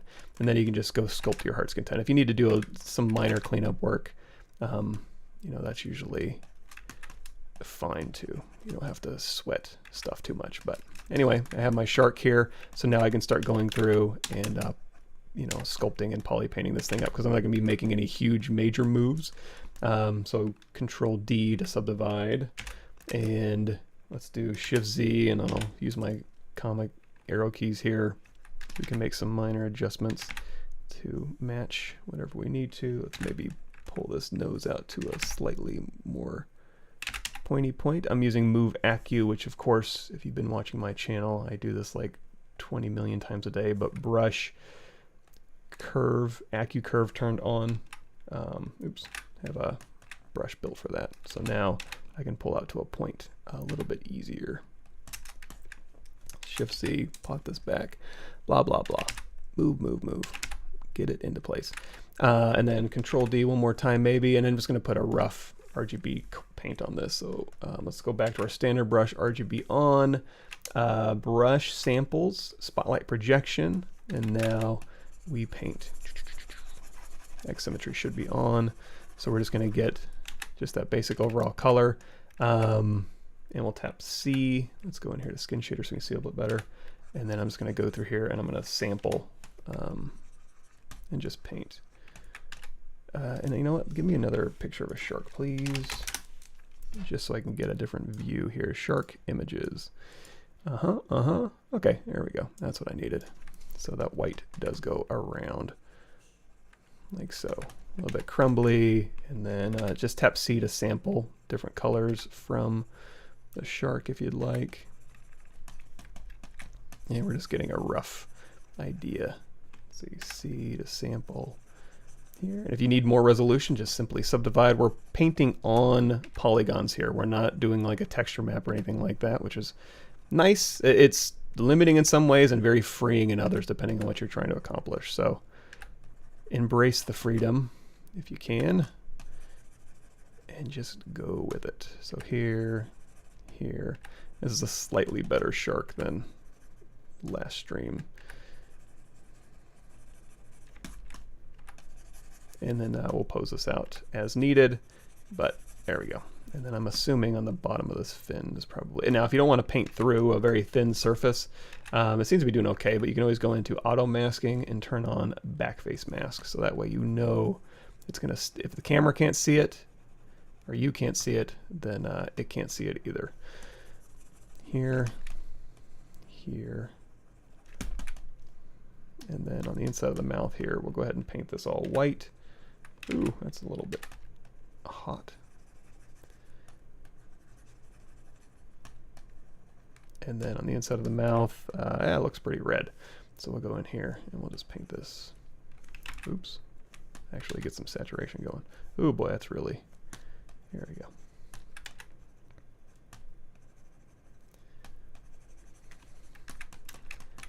Little fat creature. And then we have the start of where we need our features, right? We have like where the gills need to go, and we can refine those as needed. And usually what I'll do is I'll poly paint when I'm at the highest resolution, just so I don't have to re-poly paint stuff. But again, I'm just getting a general sense of where this is. I'm not worried about detail. I'm just trying to get where things need to go, and then I'll go ahead and hit Control D to subdivide, and then we can go through here and be like, okay, there's where my eyes need to go. So let's turn on Z add again. We'll hold down Alt. We'll kind of punch this in a little bit, and then we'll kind of sculpt a little brow ridge. Hold down, if you hold down Shift and smooth, it's going to smooth your RGB out too. So hold down Shift and turn off RGB for your smooth brush. So that way you're just smoothing out the geo and not the other stuff, the polypaint. There we go, shark. Yay! So now we have a shark. We have a bottle.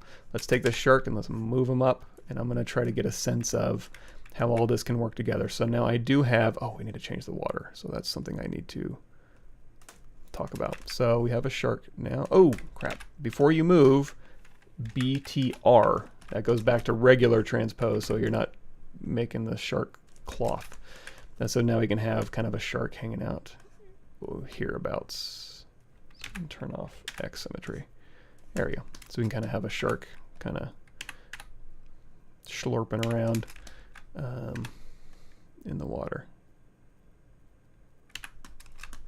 Okay, so speaking of water, if we go back to the bottle here and we turn on transparency, ghost off, you can see that water just kind of sitting on the inside there. I feel like that's a little low, but then again, I kind of want to maximize the space. I don't want to have a giant bottle with a, you know, because I want the ship to kind of fill up the space, so I might end up leaving it. But basically all this was just a Boolean, just make the bottle, take the, let's just do it. So if you want to make water inside of a bottle, we'll go down here with the bottle, go into solo mode here. I'm going to duplicate this off so we can make water in it. And let's go hit Shift D so we're not in smooth mode here. I'm going to do a quick group by normals just so I make sure the inside has its own polygroup. Control Shift tap the inside area, geometry modify topology, delete hidden, and then display properties flip. So this is the inside of the bottle that we're looking at. Since we're going to Boolean this, we need to close this convex hole here. And then we can say crease PG, we can hit dynamic for D for dynamic. So again, the inside of the bottle is basically recreated. And let's say crease level all the way up. So now, how do we make water? Well, I need a water level. So I'm going to say insert a cube here, and then we're going to turn off everything but these. I'm going to turn this to subtractive, live Boolean, turn off transparency, and I'm going to scale this out. And then this is going to be my water level here. So then as I push this down, let's scale this up here. So as I move this around, this is the interior water level here. So if I want to raise it up a little bit, I can. Let's go ahead and turn everything else back on except for, actually what we need to do, I guess that works. So we're going through here, and this is, shoot, let's say solo. I need to really, there we go. All right, so water level, whoop, here. So here's the current existing water level. If I crank it up, you know, my cool anchor is going to be underwater, but maybe a little bit more realistic. Let's say we like this. So let's say I'm going to turn off everything except for my duplicate bottle, the interior of the bottle in this. And we're going to have, let's go ahead and have D for dynamic turned on for our cube, and then D for dynamic turned on for this, and even smoothed up even more. Nice, smooth result. And now I'm going to say make Boolean mesh dynamic subdivision turned on. That's going to pop out a U mesh here. I'm going to just do an insert that U mesh, and then this duplicated bottle I'm going to delete, and then this cube Boolean object I'm going to delete. So now we're left with this U mesh thing. I'm going to turn off live Boolean. You're going to see I have a beautiful polygroup on both sides. X symmetry turned on, ZRemesh half, depth size down to 0, keep group, smooth groups down to 0, and we'll get a ZRemesh, and there's my water. And then you can hit, I would just do a D for dynamic, I suppose. You could crease that, but I don't know. I like having a little bit of a fall off there. You can also just ZRemesh half and see how low you can get. However, the lower you get, the more it's going to kind of start peeling away from the original bottle, which may be a good thing on some renderers. So that's how you can do, let's say water low, water high. So if we turn everything else back on and then turn off water low and go into transparency, or we can say turn off that bottle and cork here. There we go. Water's a little bit higher, and then with this we'll turn on transparency, and we got the little shark guy in there. Let's alt tap that shark and make sure he's completely in the water here.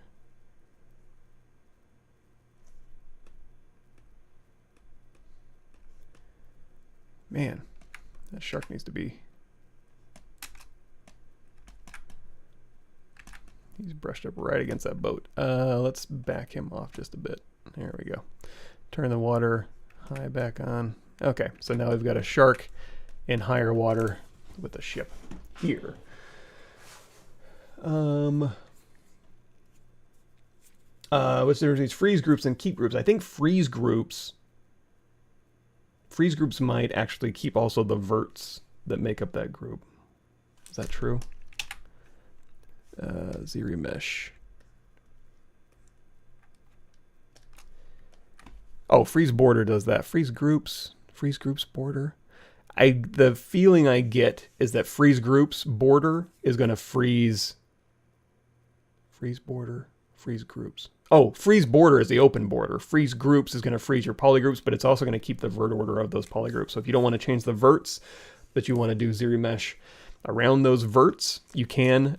Keep groups just maintains that line, and then it changes the verts as needed, I think. So when you freeze something, it keeps those verts. Sorry if I missed something here. Oh, cool. Hey, JC3D. I'll be hopping. Maybe we'll hop in a. Well, should we do it with this one? I'm kind of nervous. If we did want to take. Ooh, should we do it? Let's just do it. Oh, I shouldn't, but let's do it. I'm going to turn everything on. Let's see how it goes. Water low, water high. Let's turn off water low. Everything else looks okay. So now if we are going to want to export this into, say, Cinema 4D, let's go in here and save ship 11. I'm going to save this first. Now, I'm going to use GoZ because GoZ is just so much easier than like exporting FBX. You can go in here to, it's fine. Exporting FBX is not hard. You just go File, Export, change this to FBX, and it'll maintain all your names and blah, blah, blah, and you can say visible and etc. Same thing with GoZ. So if I load up, let's load it up.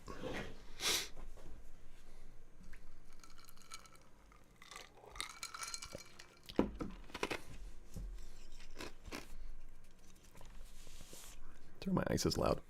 Okay, so we need to go in here to extensions, GoZ. You don't have to do this every time, but that's where you do your GoZ install. And then if you ever do need to update your GoZ, you can hit this GoZ R, and that'll re-update your GoZ. And there's also preferences GoZ. You can like force reinstall and all that good stuff. However, I just want to shoot this on over. So I'm going to turn off everything I don't want to see, which is my water low and the ship star. And I want to send all this over. So I'm going to say, so here's GoZ, or here's ZBrush. I'm going to say, okay, GoZ all visible. And it's going to go through and shoot everything over. Now, this isn't gonna, it'll work fine, but basically what GoZ does is it takes the, number one, the dynamic subdivision isn't real geometry, so it's not going to subdivide it for you. So when I go back in here, it's going to be the non-dynamic version, which is, if that's what you want, totally fine. However, what I want to do is something a little bit more specific. So I'm going to say, kill that. We're going to go back over here into ZBrush, and we need to do something. So Z plugin, there's a plugin you can download called Clean Tool Utility. I'm going to say convert my dynamic subdivisions to real geometry for all of my subtools. So now it's going through, and you're going to see my poly count start to bloat because it's taking all that low res geometry and subdividing it. The other thing too is if I was to hit Go Z right now, it's going to send over, basically, let me turn off my bottle so you can see examples of this. So if we go over here and we say, wait a minute, what happened? Let's say all high. Okay, yeah, so if we do all low, it would send over all, even though I have subdivisions for everything, it would send over the lowest version. Because when you use Go Z, usually what you want to do is you'll export, it's kind of like freezing your subdivision levels. You'll export the lowest, you'll mess around with the lowest subdivision in Max Maya Moto Blender Cinema 4D, and then you'll send it back over, and then it'll update the lowest res version, and then reproject the high res details. So that's why it does it. It's a good feature. I'm not arguing with that. However, I need to do all high, and then I need to go in here to Z plugin, ZRepeat it, and ZRepeat it's like an action script in Photoshop. So essentially, you can just go through here and say, hey, record new, and then you're going to go down here with something with subdivision levels, and you're going to say Z plugin, ZRepeat it, record new, hit delete lower, and then say end record, name it, and you can name it. For example, delete lower. So I'm going to select delete lower, and I'm going to say on all of my subtools, delete lower. So let's go ahead and turn on my bottle here. So then we'll go in here to delete lower on all. And that'll go through and delete the lower res. Or maybe I should have done visible. Okay, I did it. It's like, whew. So now if we go through here on this, I don't have any more subdivision history. So now it will definitely send over just the high-res version. So we got everything turned on that we like. So one more time, I'm going to say Go Z all visible, and we'll let that send stuff over. Yes, you can sample color from a mesh. Just tap C on your keyboard, and you can also drag from this. You can drag from here onto your mesh, and it'll sample what's underneath, whatever's underneath. So now we have our object over here, and then this is where the fun really starts. So let's go in here, and let's go from here to Redshift. Redshift settings are probably, those are fine. Boy. Okay, so here's a bunch of stuff in here we probably don't need. So all these materials in here, I can just go ahead and delete because we're going to be swapping those out. These are our Fong tag, which contains our angle. So if you really needed to smooth something out like this bottle here, I can go into the bottle here and select this tag and just crank this up to make sure everything's smoothed on it. Because when I do glass, it's going to make a difference. These are our poly paint. I don't need the poly paint data for all of this. Really, all I need it for is my, let's go ahead and hide this.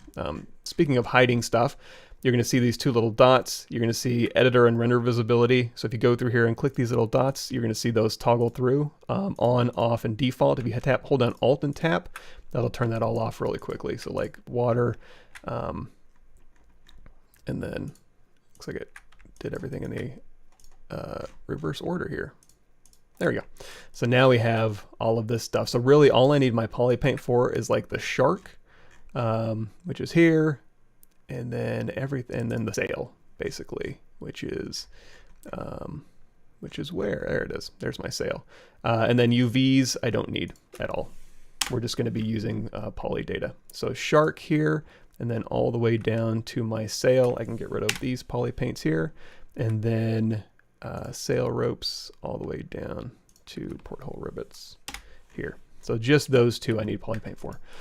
So now, if I want to render stuff, let's go ahead and go back down to our bottle and our cork. So for our bottle here, let's go into our, let's do renderer, I'm sorry, window, Redshift render view, and that's going to pop it out here. I'm going to make it so we can have two views here. So we can, there's a couple different ways. I'm going to do a video today of just kind of stepping through here. So I'm not going to hang out here too long just because I'm going to embarrass myself. But if I go over here, I can say turn on this IPR view. So it's going to render my camera. So it's set to render here, and that's going to kick this off. So there's my render view in here. Let's go ahead really quickly just for something prettier to look at. Let's go in here to create light, dome light here. And then, you know, let's go ahead and take all this here, Shift, Alt G, and we'll name this ship. So for this dome light here, let's go into our content browser, HDR. These are materials that have an HDR assigned to them. So if you're doing like a physical render, you can use these. But I'm going to go down here to the image media.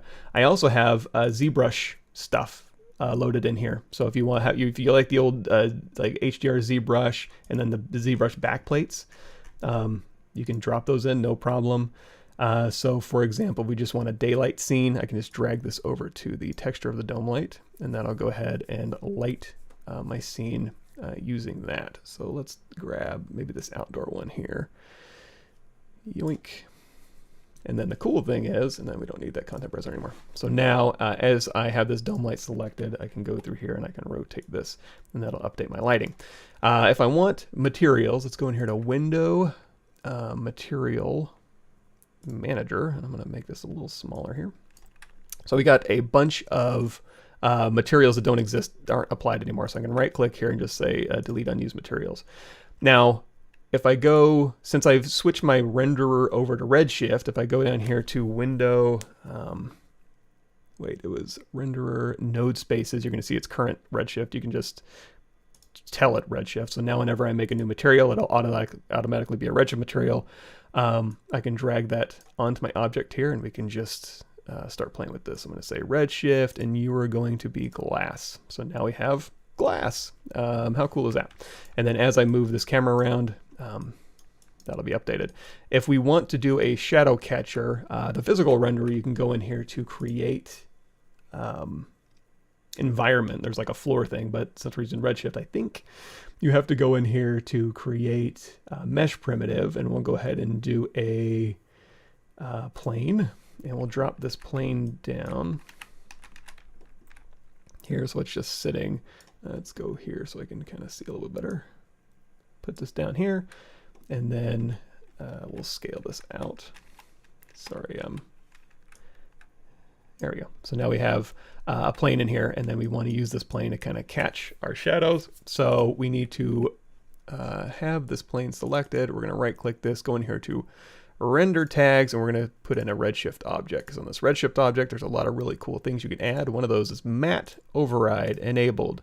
So now it'll go through here and it'll also enable our shadow, so that'll catch our shadow onto this plane. However, you're going to see it through this glass, so make sure you turn on apply to secondary rays.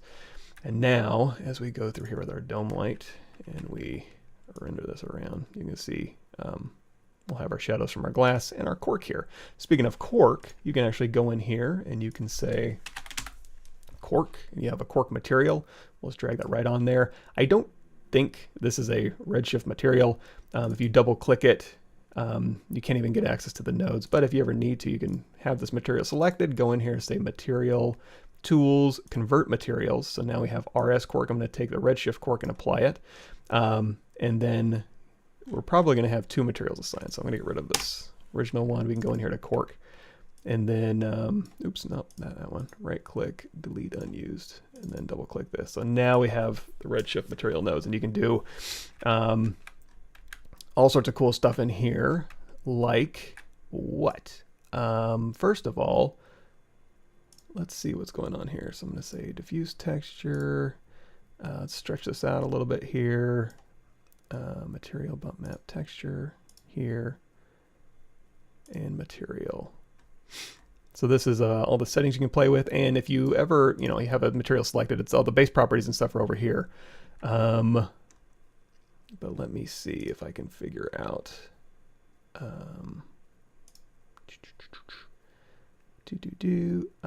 have a feeling. Yep. Okay. Basic, diffuse, general. Maybe it's this one. We might have to scale that down a little bit, but I'm gonna ignore that for now.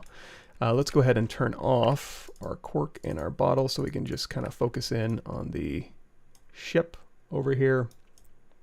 And this is where you can just start putting in all your cool materials. So you can just literally start, create a new material, drag and drop it on. So if you want to do wood, there is actually wood in here. You can also bring in substances with this. You can go in here to extension, substance engine, substance asset manager. You can bring in SBSARs and then apply it through your shader onto your object, which is totally cool.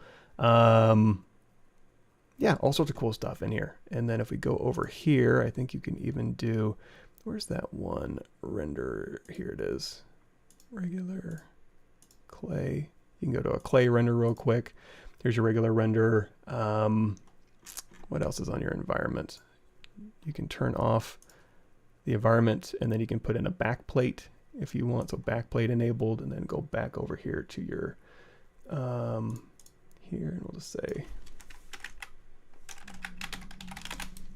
backplate. And again, I have my ZBrush backplates. They've also got backplates in here that you can just, download and then apply. So we can just drop that into our backplate here. Let's put it on a sunny road, I suppose. Like so. I'm trying to think what else would be interesting. So there's our backplate, and then we can kind of set our object on here, and our shadow catcher will help catch our shadows and stuff like that.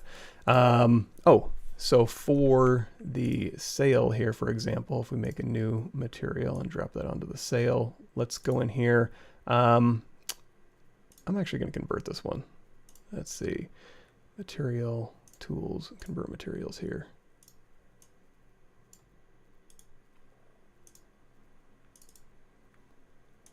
And then on the sail, we'll get rid of this original one here.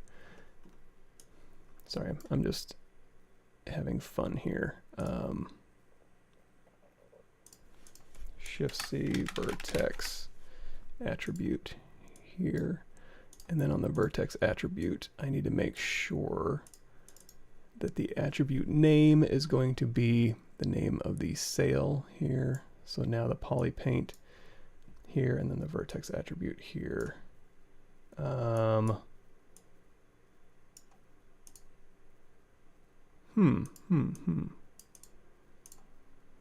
maybe I didn't want to do that. Let's see, RS material. Let's go into the node editor here. This one, I think I can just hit C, vertex attribute here. And then this one, again, that attribute name is going to be poly paint. And then this material here, sorry, I'm just thinking out loud. Oops. You can turn on, if you forget that you're not working in here, you're working over here, you can turn on these options here. There's click to focus, select object, and select material, I think. So you can select if you do have things assigned, but if you're dragging and dropping things, I think you just got to go over here to this view, and then this out color goes to the diffuse color, and this vertex attribute is set to poly paint. So then your poly paint will come through here, and then you're back to just doing your roughness, reflection roughness, I think, because you don't want to do your diffuse roughness here. Let's catch up. There we go. So there we go. So now you can go through and you can just start rendering the hell out of this thing. A lot of really cool stuff you can do in here.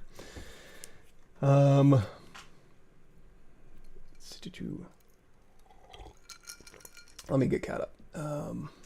And we don't need this anymore. That's just sneak peek. I'll do a better job with more cool stuff later.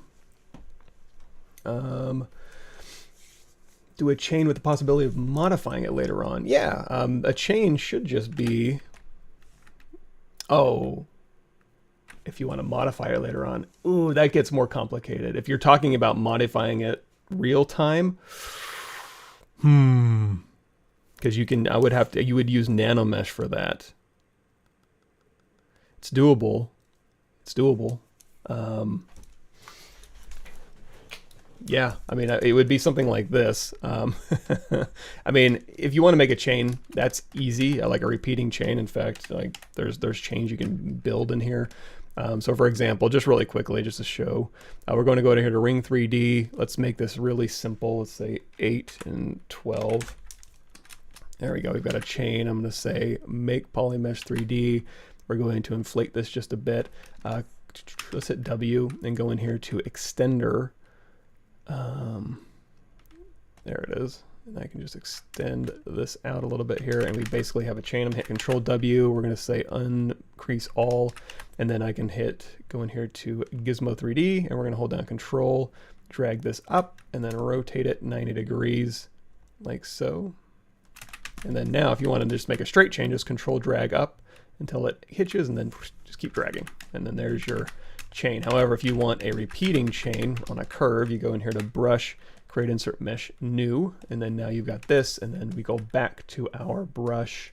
And again, if you had multiple polygroups and you didn't want it to mess it up, when you go under Stroke, you're going to say Curve Mode, and then you've got chains on a curve, like so, and then go down here to Brush Modifiers. You can turn off triparts. And then if you need to, let's turn on Bend Start, Bend End. There we go. So we've got a chain on here, and they're not quite linked up. So let's do a curve step, and we'll set that to like 0.7. There we go. Maybe that's a little bit much. We'll say 0.78. There you go. I don't know. 0.82. Tap to update. Okay, there you go. So we have a repeating chain, and then you can update. Now, the update part is the difficult one, because if you were saying, you know, you want to tap off, and then you want to say split mass points, and then you're like, oh, you know what? I want to put a spike on every one of these chains for whatever reason. I mean, if you just want to inflate them or deflate them, that's easy enough because it's just geometry. But if you want to have these as editable objects, that's tougher. I think you can try going in here to like curve flat and use Nanomesh. So for example, curve flat and tap off, and we'll say split mass points. Now the only problem is the chain path won't be really that editable, but the chains themselves will be. And then on here, we can say, let's go back to our chain brush, insert mesh, and I'm going to turn off curve mode for this. So in fact, we're going to go in here to brush, modifiers, no, create. We're going to create a nanomesh brush from this chain brush. So when I drag out here, and we say face, insert nanomesh on polygroup all, we're going to drag out chains instead of, oh, you know what you could do? You could actually use, ZSpheres and replace the ZSpheres with chain links. And then you could update the ZSphere positions and presumably update the chain.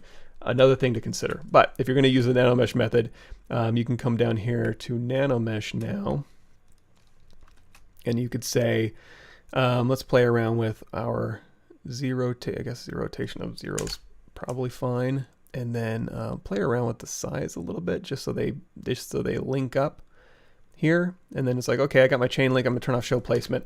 So we have a chain generally. And alignment. I wonder if aligned to normal. Nope. Okay, we got a chain. Then if I want to go in here and edit these chains, I can go in here to edit mesh, and then I have my chains here.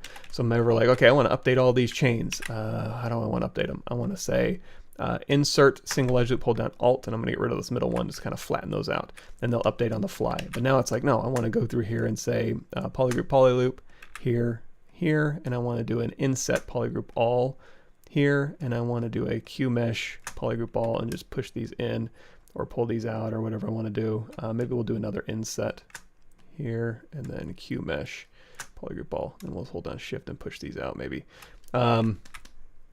Like so, or this might actually make more sense. If you wanted to put in like a weld here, you would do like a bevel edge loop complete, and then control shift, geometry modify topology, delete hidden, close convex hole, and then now you'll have a little spacer that you actually can't see. There you go. You have a little spacer on all of these, and then we'll say just do a quick auto groups or group by normals. There we go. And then you can go through here and you can kind of stick these together. Brush, auto masking, topological here, and then let's pop a little bevel on here. And again, we'll just do an auto groups here. Yeah, so whatever changes you want to make, let's do something more interesting. Let's do on every other one, insert single edge loop. I'm going to say polygroup, poly loop here, and then I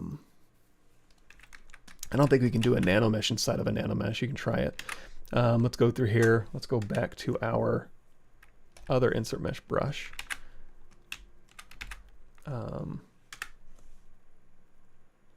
Oh, that was just this insert mesh brush, sorry. Hold down Control. And then maybe every other one. I'm just going to go through and put little studs. I'm just holding down Control to make it the same size. Move it a little bit. And then now we'll go out of Edit Mesh. So now all of these have little studs on them. And like I said, if you wanted to, you could probably put these chains into a ZSpheres string, but I'm not certain exactly how that would work out, so I'm going to not dive into that too deeply, but you can maybe look that up.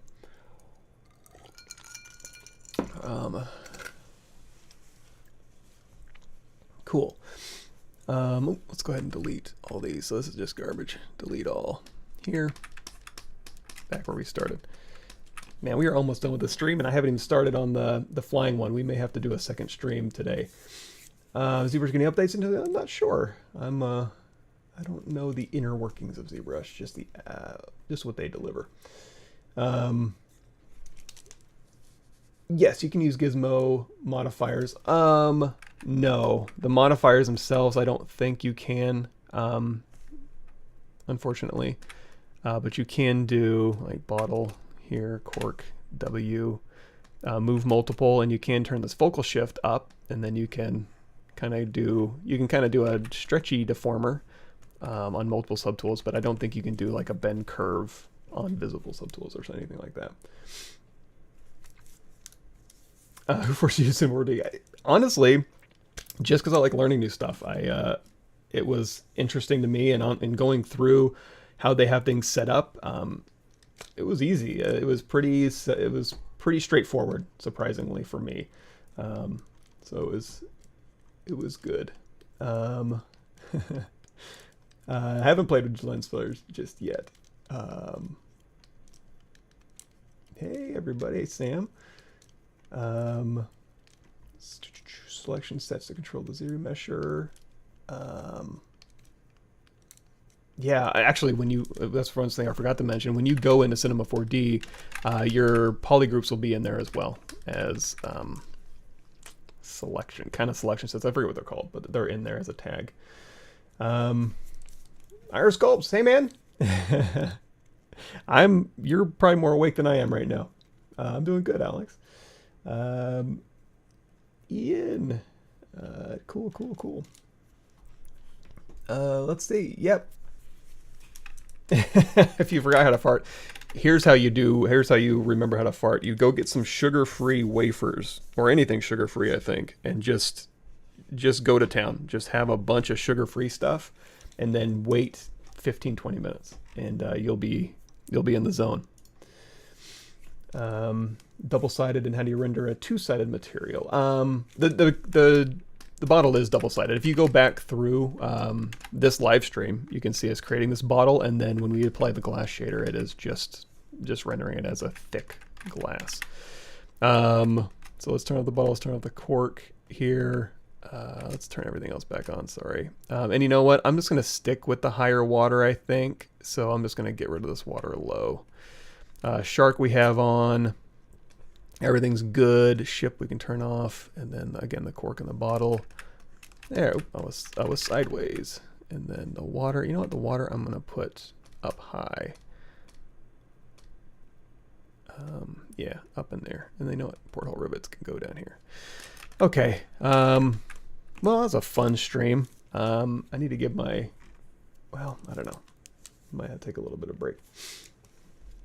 Let's see here. So what else we want to do? I think we're in good shape. I'm gonna save this, so I'm gonna go ahead and save as, and we'll start working on. Ooh, where does this go? Go Z. Let's go to my streaming. Ship in a bottle. Ship 12. So this will be like my final pirate ship version with the ship in the bottle on its side, water, shark. Maybe we can make an octopus or whatever, and we can render that out. Now, if we're going to be doing the airship, we can always go back to this, right? I'm not in danger of ever losing these subtools. I can always get them back. But I am going to go through here and just start deleting stuff that's going to be in the way of my balloon. And then again, if I decide, you know what, I can still have this. All right, it would be nice to go back and grab that stuff. I can certainly do that. I didn't really lose anything. I just got to go back to my original file here. So all this stuff we can go ahead and delete out of our scene here. The flag we can recreate pretty easily. I'm not too worried about that. And then this stuff, you know, we'll probably have to reconfigure where these things go. So I'm just going to go ahead and clean out this scene a little bit here just to make it, and the shark we don't need anymore. Delete it. And again, we can just borrow what we need. I probably don't need the exact same stuff going on here. So we'll go ahead and we'll maybe play around with some funner things here. Yeah, you know what? We'll get rid of the cannons for now. Deleted, deleted, deleted. All right, so we want to do a balloon, and we want that balloon to be, what is this? Oh, that was my, up here I put a band with a rivet on it. Speaking of rivets, you know, if we want the pirate ship to be more rivety and then the airship not to be, we can go ahead and pop these rivets off of here fairly easily and give this kind of a different look. So, and the door too. Alrighty, so a little bit of a cleaned off ship here, and then we want to make a balloon or multiple balloons lashed together. I don't know. We'll play around with this. So, balloon, how do you make a balloon?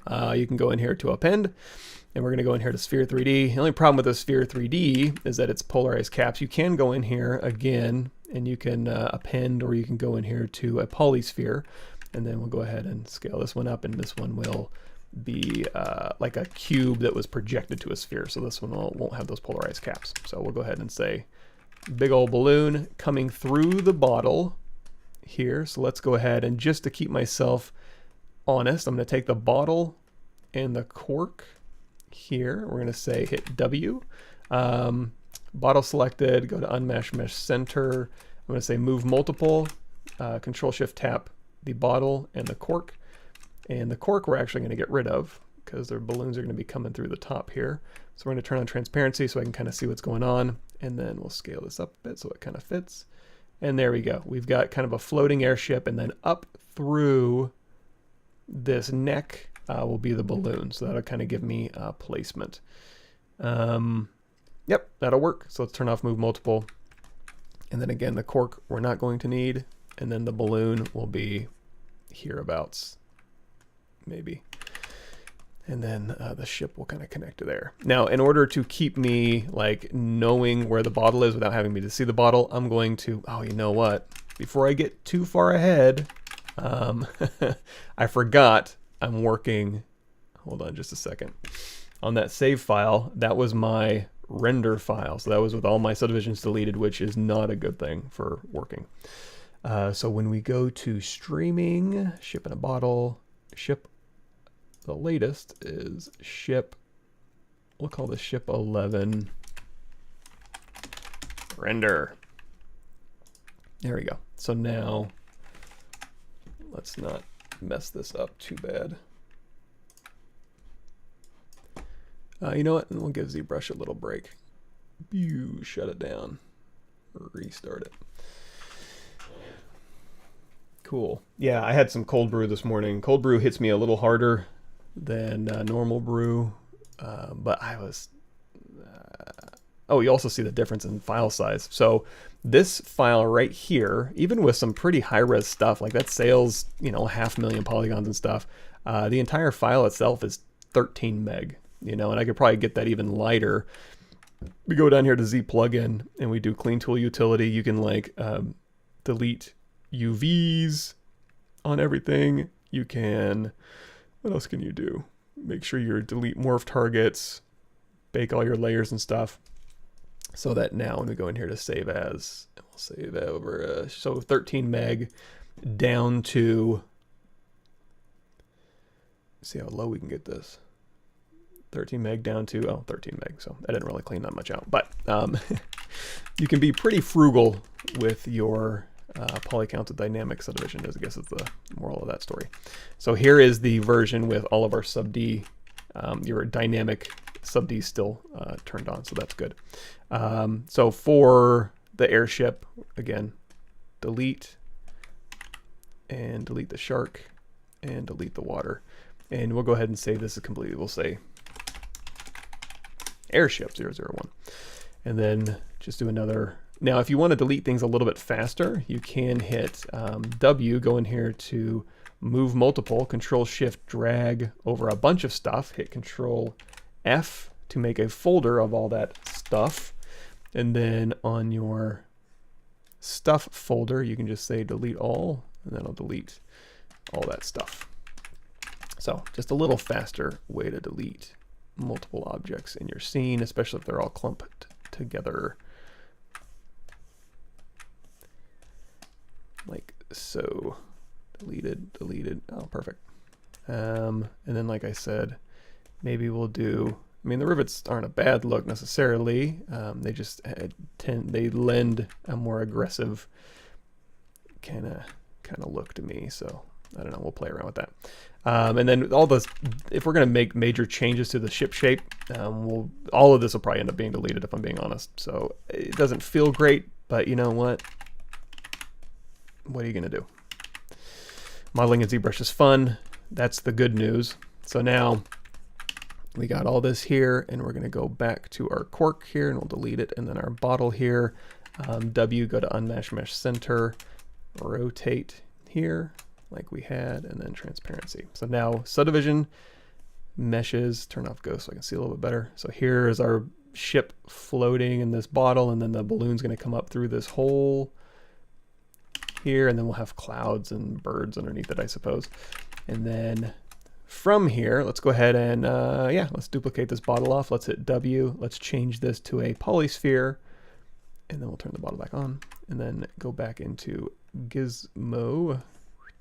So here's our balloon that's going to be hanging out above. Ropes tied to it. This thing kind of bloated through. We'll put stitches on it, and then again, so I can see the bottle neck where these ropes have to pass through, but I don't have to have the bottle sitting there. I'm going to duplicate this bottle here. I'm going to hit Shift D, go in here to solo, and I'm just going to say, I'm going to steal, I guess we need to know the width of the bottle, right? We only need the interior width, I suppose. So let's say this dark blue, geometry modified topology, delete hidden.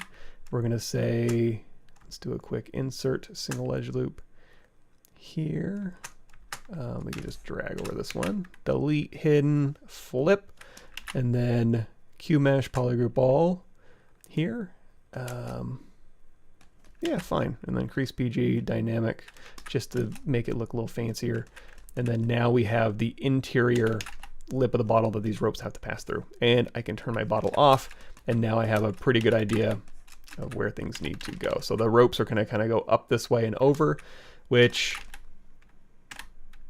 you know what, we may change. Let's go in here to move multiple, grab the ship, because I do, you know, wherever these, I guess if this comes straight down, let's rearrange the ship just a little bit. I'm going to take this here, and I'm going to say use scoot, oops, turn off move multiple, use scoot over here, and then all of these pieces, so move multiple, I'm going to control shift drag over these, all you pieces go here, and where you go is going to basically be, let's say, go to Unmesh Mesh Center, scale this, duplicate, scale down. I'm just going to use this as a visual representation of about where middle wants to be here.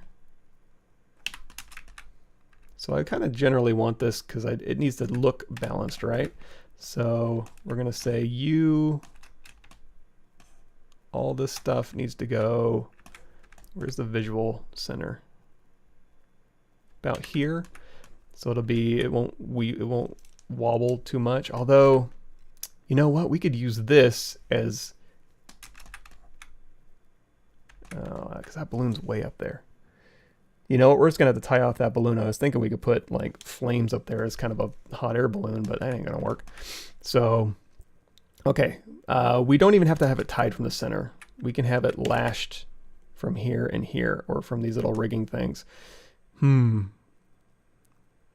But I still do want that visual center. So here is the middle down. So I am going to move this entire ship over. So Control Shift over all of this except for this. So there's my visual center, and that's about where the middle of my ship needs to be. We can probably get rid of this. There's probably not a whole lot of use for it.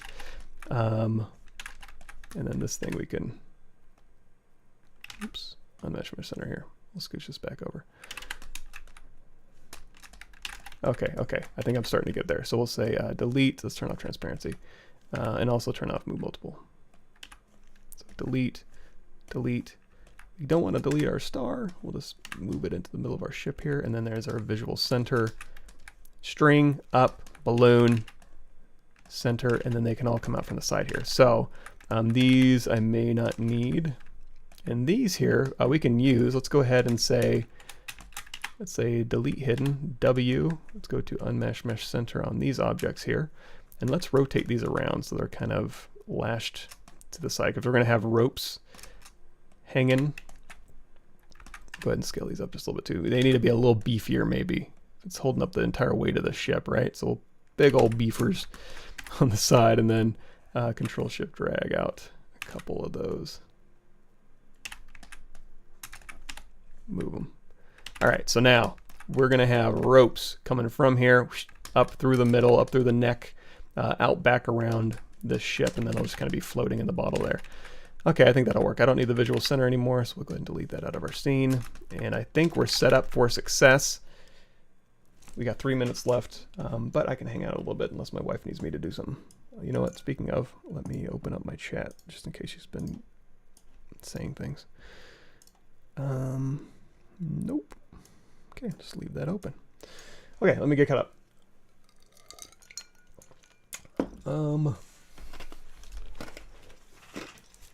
So you learn Redshift in just a few hours. I guess the same as any other software, just different menus.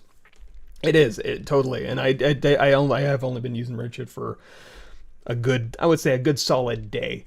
And I'm not to the point where I can just kind of jump in like ZBrush and be like, well, let me think around corners. It's like I kind of know what I know. I know enough just to be dangerous, basically. But yeah, it went really, really fast. And I think the more renderers you use, the faster it goes for any of them, because they're all varying degrees of the same kind of thing. Cool. So yeah. Are you in Meyerson or D? Oh, that's not for me. Both. Let's see. Cool. Not too late. You can always go back. Yes, me too.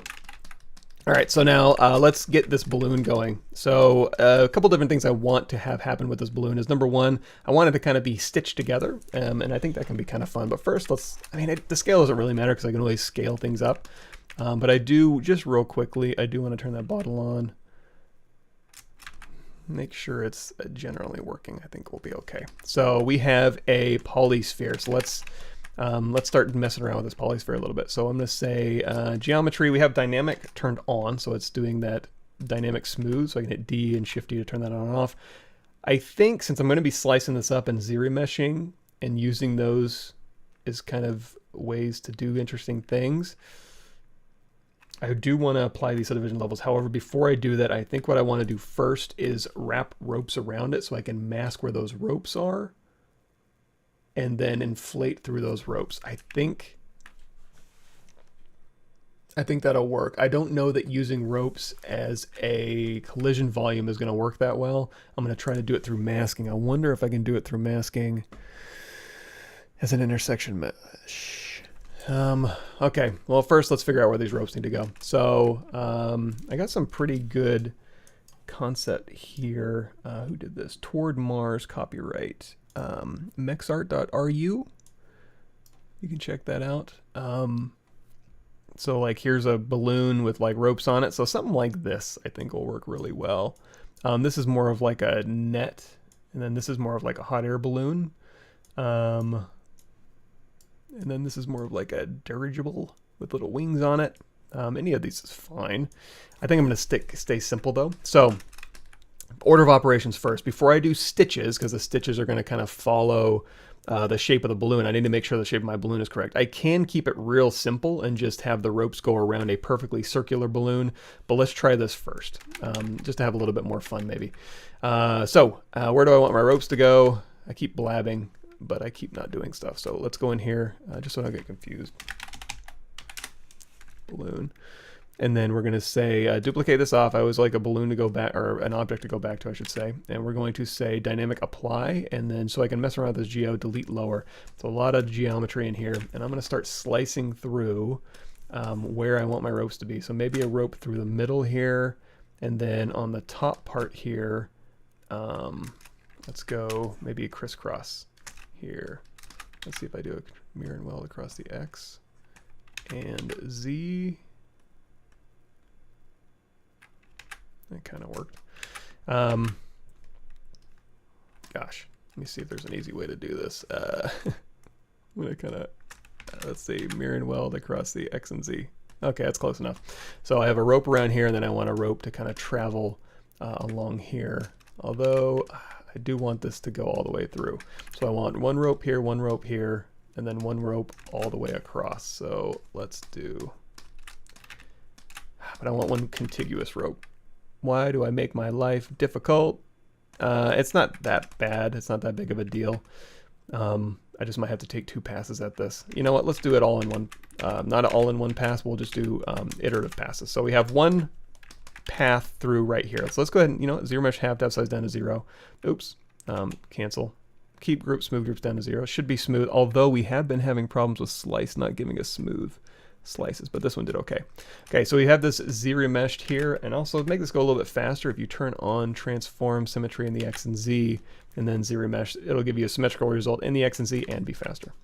Heck, that was fun. Let's just do it again. And then we want to put a rope around here.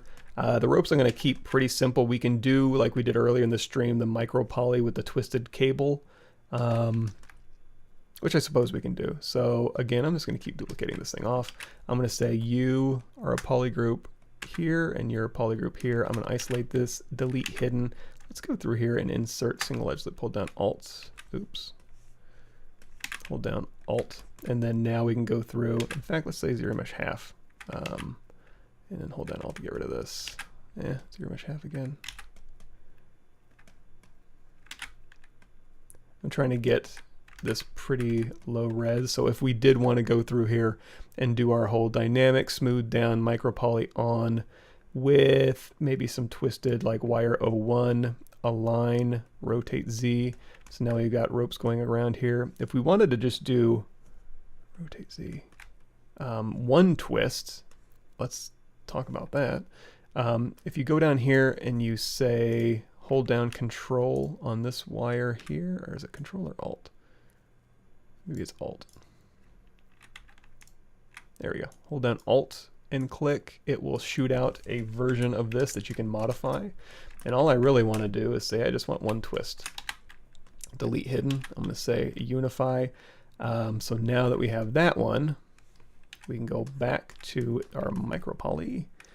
And we can say, hey, micro poly, I want to select, oh boy, this is one of those instances where, okay, hold down control and select wire. Okay, hold down control and you can select another mesh. And now we can rotate these. So now we just have one twisted rope around here. So again, that's just micro poly sitting out there waiting to be modified, but I think that'll work. So we have the first of our ropes here. So we'll go back to our balloon. Yeah, okay, I think this might work. Bear with me. So I'm going to take this top one here. Okay, let's duplicate this off real quick. Take this top one here. I'm going to do one rope this direction. So we're going to say Control Shift, slice curve across here. And then geometry modified topology, delete hidden. You don't have to ZRemesh. I just kind of ZRemesh just to, let's turn off X symmetry. Just because this is sideways, just to kind of give me a little bit more consistent geo, although this one seems to be having a little bit of problems. Let's say same first, and then we'll say half. And if you ever see it kind of struggling a bit, you can go through here. I'm going to do a quick weld points here to kind of, I could go through and collapse, but those are tiny and I don't have that kind of dexterity anymore.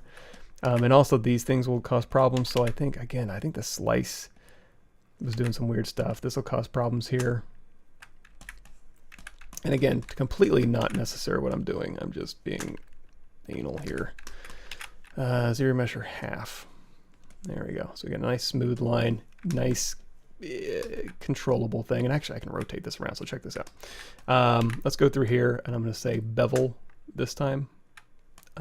Let's see, hold down Shift and maintain those straight lines a little bit more. Isolate, delete hidden, W.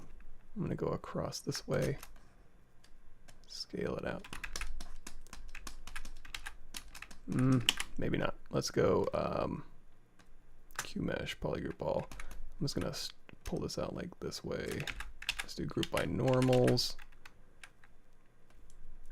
So I hate when I do this a lot, where I go through and I do a bunch of stupid stuff that doesn't really matter, but then I get caught up in like, ooh, it needs to be, I've gone this far, I need to be perfect.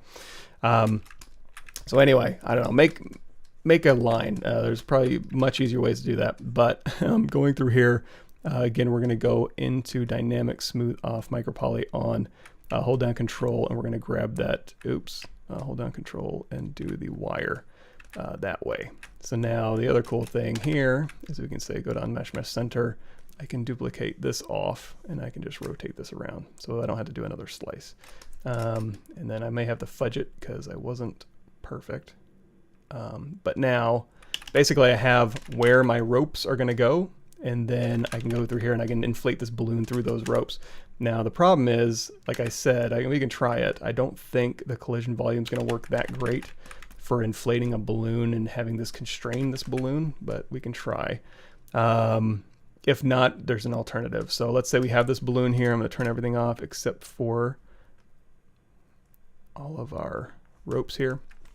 I'm going to go up here to dynamics and we're going to say, first let's do D on, so we have just a few fake subdivisions on there. We're going to inflate and expand a little bit lower amount, gravity off, and then we want to go ahead and say collision volume, and I think it's going to pop outside of the collision volume is the reason why. Yeah, see how it kind of hops over it? I mean, it'll kind of work, but not great. So what I'm going to do is, with this rope's already good to go, I'm going to take this one here, I'm going to go to the top and I'm going to give it a slice. I'm going to slice here and I'm going to slice where this rope is here. So now that I have these, let's give this a shot. ZRemesh, same, keep groups. Weld points up and then keep groups half.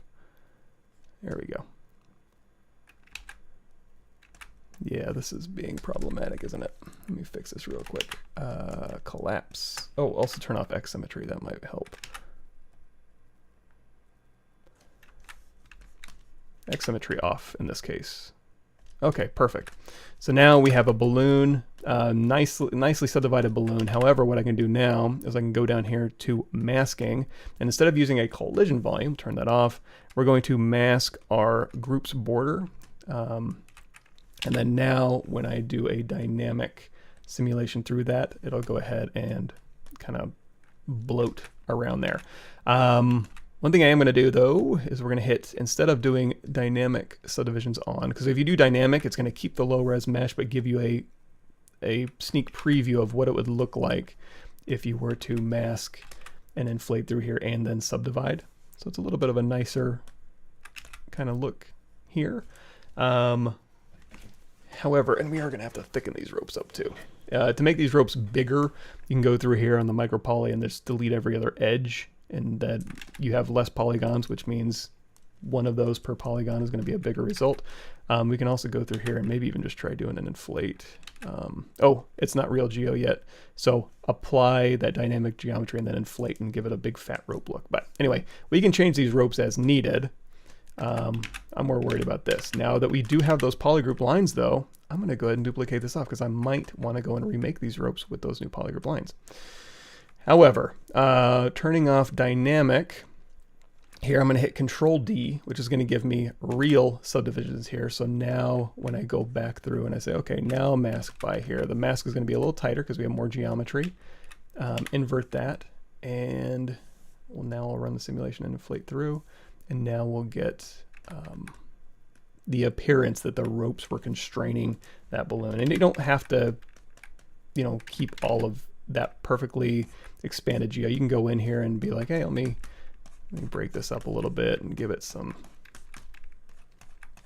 you know, it's like the cloth isn't exactly uniform here. And then if we can also put a dynamic on top of this, so a smooth subdiv of 2 on top of this. And if you try to sculpt with dynamic on, it'll let you, but if you ever have a performance issue, like when you're in Dynamesh, you know, that's something you can change. But anyway, and now that we have a low res mesh and, oh, this will be fun. So now that we have a low res mesh and a, what am I looking for? A low res mesh and polygroups, we can UV this, and then we can do like a patchwork kind of UV type thing too with our poly paint, which is neat. That's a fun thing, I think. So anyway, we're going through here and we're making a balloon. And one thing I forgot is that at the bottom, I need to have a little, a balloon knot that we need to tie off. How to do that? So we've got this going. I think it's got, you know, that's decently balloony. I'm going to go ahead and just alleviate some of this, what would that be, puckering along here. I don't mind some, I just don't need all of it. It's just a little too uniform. And there we go. Now if I want to enhance some of these wrinkles, I can go in here to my pinch, and we've done this before. Brush, pinch. If you turn on elasticity simulation iterations on any brush, it'll run the dynamics properties on that brush. So if you don't want to inflate and expand while you're doing this, it'll maintain, you know, your cloth, you know, your wrinkles that you've already made. Our Oogie Boogie, for example, when we were making this little guy, kind of the same deal with him, going through and just, you know, using cloth and pinch to kind of enhance those cloth wrinkles that we made. By the way, if you're just joining us, if you're kind of lost and you need to catch up, like Intro to ZBrush new and updated, you can check that out on my YouTube channel. And then also over here in ArtStation. Check them out. More stuff. So there's that. And let's try this. So let's say, okay, I need to make a little balloon thing on the bottom. I don't need to overthink it. Basically what I could do is I could go in here to free subdivision levels. That drops me down to subdivision level 1. And then I could go through here and be like, hey, let me take this and Q-mesh this out. Let's do Shift D to turn that off. And then we'll say inset polygroup all, legacy, polygroup all, sorry. There we go. And then maybe inset again, and then maybe Q-mesh this back here. So now when I hit D for dynamic, I can have a polygroup thing, and then I can go out of free subdivision levels. It'll keep all this and then give me new geometry that I now have subdivision levels for. However, what I'm thinking, and then I could modify this however I want. What I'm thinking though, is that instead of doing all that and overthinking it, which I am, let's go out before I head for subdivision levels. Let's go to our trusty airship star here. I'm going to go in here with just a simple cylinder here. Actually, that's fine. I'm going to turn on X symmetry, transform. You know what? We'll activate symmetry in the X and Z. So when I go to the bottom here, I can just pull out a cylinder here. We'll say split mask points, and then I'm going to go back into just X symmetry, I think. And then I'm going to put a rope tie around the tie at top of this. So let's Control Alt drag this. Let's go to Unmatched Mesh Center here, and let's just scale this out. That'll work. And in fact, let's just say insert single edge loop here, and then we'll do a group by normals, and so I can just grab that easily. Is the only reason I inserted that. And now we can say extrude polygroup all. I'm going to pull out a little bit and then pull in a little bit, and now we've got kind of a cloth mesh. And then again, if I want to put rope around here or crisscross some rope in here, and then I can also go through here. Let's turn this back on. Balloon, balloon, balloon, balloon, and this is way up here. Sorry. You can stay on. So back to our balloon here. Which balloon is this? That's our good balloon. Off, on. We can give the illusion that, you know, this is kind of, let's also turn on transparency with ghost turn on so you can sculpt through objects.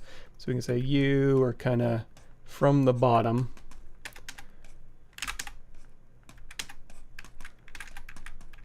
Kind of pulling through and then go back again to our pinch brush.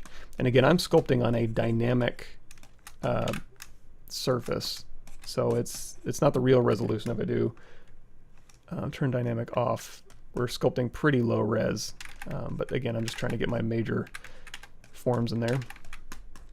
And then now for this balloon, let's go ahead and say crease PG, crease level of 1, smooth subdiv of 2.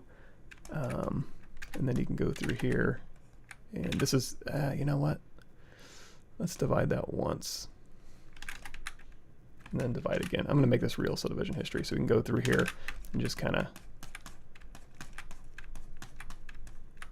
good enough, right? Now, ropes. Let's go ahead and say duplicate this off. Let's go back to subdivision level 1, delete higher, and I'm going to steal this. So I'm going to say insert single edge loop. I'm going to say polygroup, poly loop, isolate just the purple, delete hidden, extrude, uncrease all. And since it's basically just a round thing, we can go through here and just say inflate or deflate or whatever. And now we have a rope here. So let's go ahead and tilt this rope. Let's go to Unmesh Mesh Center here.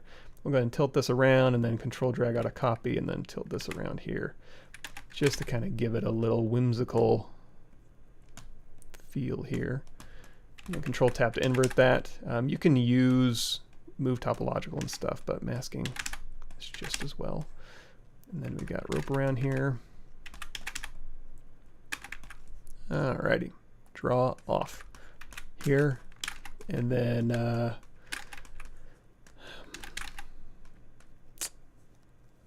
let's see if there's another. Let's test some stuff. Let's go in here to quick save. I'm going to take this wire here and hit F. And again, this is kind of our rope, right? I'm going to go through and I'm going to say insert single edge loop. And on every other one of these, I'm going to simplify this down.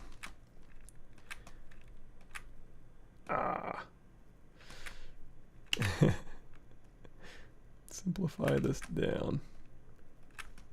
You know what? You get oversimplified. You can also do a slide. Edge loop complete. You can slide this down around here a little bit, kind of even these out a little bit. So I'm going to turn this into an IMM brush. So we're going to hit Control W, quick save,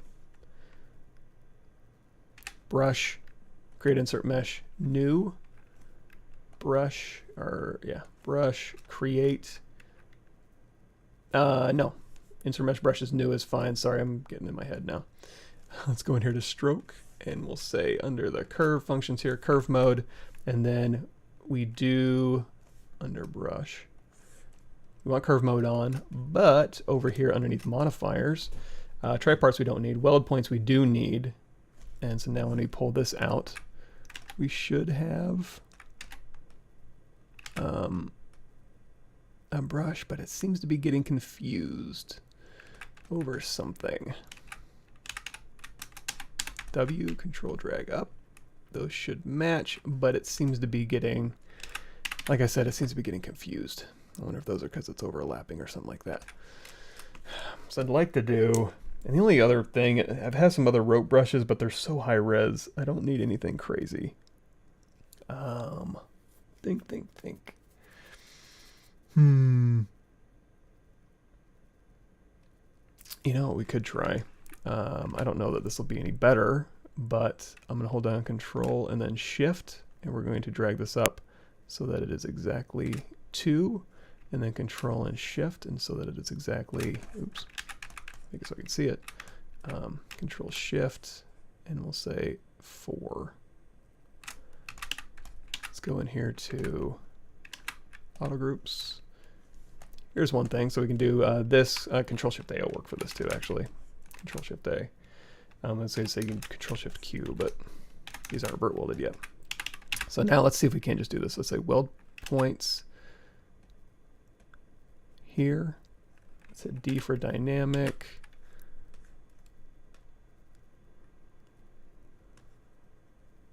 Okay. Let's say brush. We're going to insert mesh, new, stroke, curve mode, try parts on, weld points. Yeah, it still has, for some reason, it really doesn't want to do that.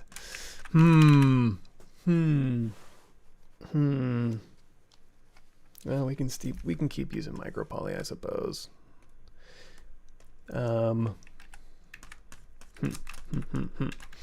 Let's see how this looks. So I'm going to take this one here. These ones look like they're going to weld fine. So I'm going to say underneath dynamic, I'm going to apply it. Let's turn dynamic back on, micropoly off. We'll turn smooth subdiv up to 2. Yeah, it seems to be working all right. So we'll go ahead and inflate here, and that'll give us, yeah, that's what I'm looking for. I think that's fine. It's a big, fat, twisted rope. Yeah, okay, I can live with that. Now over here, it gets a little bit weird. So let's go through here and say dynamic. Let's say align. There we go. Hit the align button. That gets those to line up better. I think we're good. So let's go ahead and say apply. And let's go through here. Turn dynamic back on, micropoly off, smooth subdiv, just so we can see it. And then we'll say inflate. Yeah, okay. All this I can live with. So align, apply, dynamic, off, to, inflate. Yay. Okay, so we've got that. If you do want to cap these holes, I'm going to be lazy and just do close holes. You'd have to delete lower. I'll fix that later. I don't care too much about that right now. So we have this here. Turn everything else back on. Got our balloon going. Not shift to smooth. I'm gonna, again, this puckering's just a little too uniform, so kind of break that up a little bit here, and then go in here with a little bit of just trying to make so that it's like, you know, filled with air, but also still kind of creasing where it needs to. So we've got our shape, and if we're generally happy with our shape, this is where we can start going in and doing our secondary details. So this is primary forms, primary volumes, and that's where our rope and our masking and all that good stuff is. So now if we want to make this patchwork, which can be kind of fun, we can say, okay, let's duplicate this off now. Let's hit Control W, make it all one polygroup, and now I want to use this for stitching, stitch IMM brushes. So for example, I'm just going to say slice curve, and we're going to go from like here all the way around, and we're just going to have, oops, let's say delete lower. So here to here, and you can use a slice. You can also go through here if you want to really, you know, you can have this kind of like slice through here, and then that'll be 1. And then also we can even do like a square. So we'll do a square all the way through. So we'll say slice rectangle, and we'll just put a big old patch. And this is going to go all the way through our mesh here. It's not a bad thing, you know. It's cool to have patches. You could, if you don't like that, you can isolate just the green. Control Shift tap the green, and then you can say I want a patch here, and then bring everything else back, and then Control-Shift-Tap here, and then say, I want to patch here. So now that we have those, I want to frame this with a stitch. So let's go in here to quick save. What kind of stitches do I want? You can give yourself some options. So let's go out of edit mode, hit Control N. Let's start simple. Let's go in here to Polymesh 3D. Let's hit W. I'm going to go down here to initialize and just say Q-Cube. So we're going to pull out a little rice grain here, and you'll see what I mean by in a second. So here's our stitch, and we're going to say bevel edge loop complete here, and then we're going to say Control Alt, move up, and then Control Alt, and we'll take these, and we'll go to Unmatched Mesh Center. I'm going to kind of rotate these. So I really want those to kind of stick in there, right? Control W, and then I'm going to hit D for dynamic, and that's kind of the stitch we're getting. You can also use like a bend arc and just kind of pull, and you can change the radius here. So there's one stitch that we might like. So let's say we do like this one, and there goes my camera. Let's do off and then on, and that'll pop back in. And then for other stitch types, so we've got one, and this will just be repeating one like sutures. Let's see, get rid of that. Okay, so my face should pop back up. There we go. So for example, this is going to end up, let's turn this so you can see it. Come on. Go to Gizmo, please. So if you hold down Control and drag and then keep dragging, that's what the IMM brush is going to eventually look like. If you want, you can say rename to stitch flat, and then we can duplicate this off, and we're going to hide this, and we're going to say rotate it 45 degrees, and then duplicate this and rotate it 90. I don't know, math not good. And then we're going to go through here, and I'm going to say W, merge these down. You can hit Control W on this. And then now when I drag this one out, that's what it's going to look like. So we'll call this one stitch cross. And then this one here, we'll duplicate this off, hide this one, and say we don't want it to be flat, we want it kind of at an angle. We'll say rename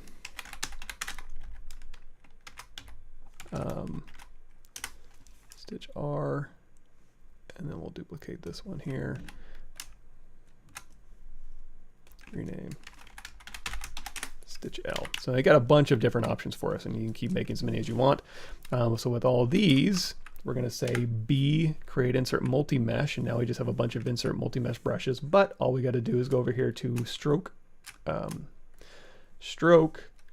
curve mode, and then now for any of these I can have stitches along a curve, and then if you want to put more space in between them, which I think I do, we're going to take curve step like up to 2. So now when we drag this out, they'll be nice and spaced. Let's say them up to 3 maybe. There we go. So now we've got a stitch brush. So let's go back to our balloon.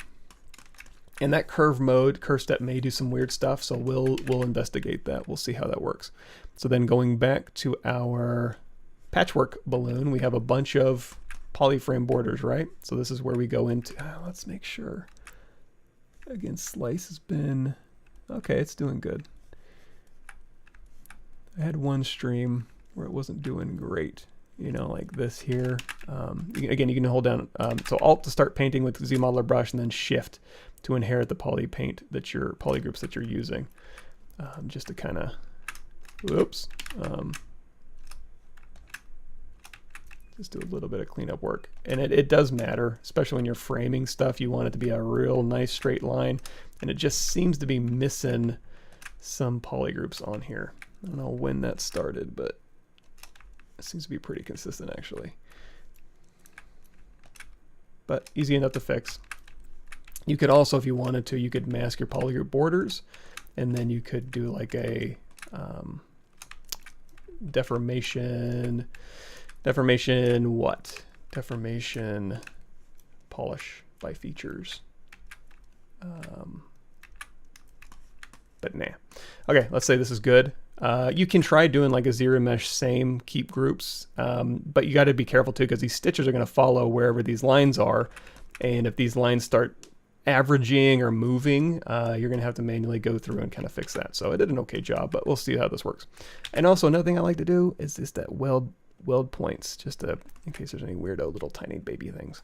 Okay, so one more time, we're going to go down here to stroke, and we're going to frame our open polygroup borders here. So we've got curves all around here, and then we're going to go back to our brush here, our stitch brush. We're going to quick save, and then I guess I'll stick with flat, but we can swap these out on the fly. So if I just tap this one here, oof, these curve steps need to be raised and probably maybe even higher. There we go. And the good thing about this is if we say, you know, 5, you don't have to be like, oh, we found the perfect curve step distance, because see how loose this starts getting? It's like, oh no, it's really separating. So the curve steps maybe we'll keep down relatively low, but then I can just go in and delete the ones I don't want, or in this case probably just select the ones I do want along here. Now here is a problem.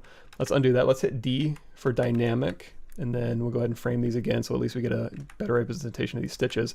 They're kind of floating, so let's go down here to our brush depth, and we'll say let's embed this. Let's try 0 first, just to kind of get, there we go, kind of just pop those right in there. So now we've got stitches all over this thing. The stitches seem to be following the balloon fairly well. So I'm going to tap off here. We're going to say hide point, or you could split mask points. If I do hide point, it's usually because I do a hide point, Control Shift drag, and then delete hidden. Before I do that, let's go save as. Am I ballsy enough to delete hidden and then not be able to get that back? I mean, I do have quick saves that have it, but yeah, I think I am. Let's say delete hidden. Now let's go in here to auto groups, and now if I go out of solo mode, I've got patchwork balloon. Oh, you know what? If I wanted to keep those different materials, and if I want to inflate through that new patchwork, that might be interesting. Okay, I'm glad I was hesitant. I'll go back here, and we'll start cleaning up these stitches. Let's see.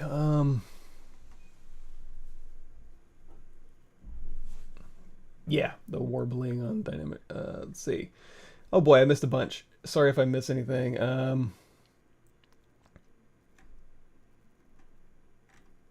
Cool. History point. Oh, I read a Facebook post on History Project, and History Project is absolutely a lifesaver. So just real quick, if we have an anime head here, and we say, you know, we're doing all this sculpting on this head, and it's really creepy as hell. We're doing all this stuff, and then we want to ZRemesh this or completely change whatever. So we, you know, ZRemesh, depth size down, target polygon count, whatever, and we start losing detail, or we want to get detail back, or even if you want to decimate down and Sculptris Pro detail back, you can absolutely do that, and it all works really well with History Project and the History Project brush. So let's keep, you know, ZRemesh. And I have all the project stuff here. So again, if you ever want to go back in here, number one, history is cool because you can go back here. You can say, okay, I'm going to store this point in history, and then everything I've done, every change I've done up to this point, I can go to adjust last. And then all these strokes you can adjust like so. But you can also control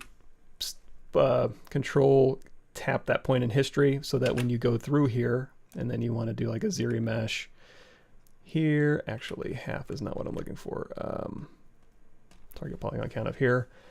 Change your geometry in any way, and that could be freezing. Instead of freezing subdivisions, project history might be the better option here. So again, and I have project history right here. That's under your subtool project. You got two projection modes. You got project all, which is any visible subtool to project to, and then project history, which is any vert you have stored in history it'll project to. So again, ZRemesh half. And then project history just goes with verts out there. So now we have this mess, and then we can control D, and then instead of projecting all, just project history, which is right here, and then control D, project history, get this back. And then if you ever want to project history from a brush, you go to brush project, brush recall,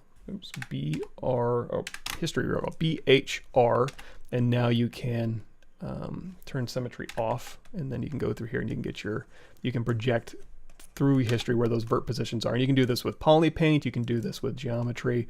In this instance, we did have a symmetrical mesh, and it's like, well, I can only do it on one side. That's easy enough to fix. You can just mask the side you like, go down here to deformation, smart resim across the X, and now you have X symmetry back. So that's if you can't just do a mirror and weld. So yeah, history recall. Get it. It's good. Okay, let me get caught up here. Yes, I stream first Thursday of the month and first Tuesday of the month on Pixeltic's channel. But I'll usually, always throw that in here. So here's part 1 I did on Pixeltic's channel, part 2 I did on my channel, and the one we're on right now, I guess will be part 3 plus. Yeah. And then if you ever have a question about anything like that, you can just go in here to history project, and it'll show you, and even it'll tell you, hey, it's in ZBrush 2020, what's new? So go in here. Whoa, that's loud.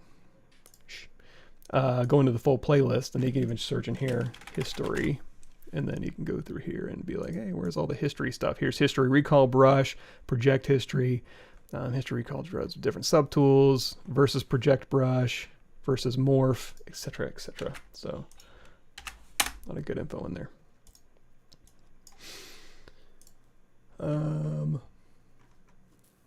Cool. Pinch brush clay polish. Yep, absolutely.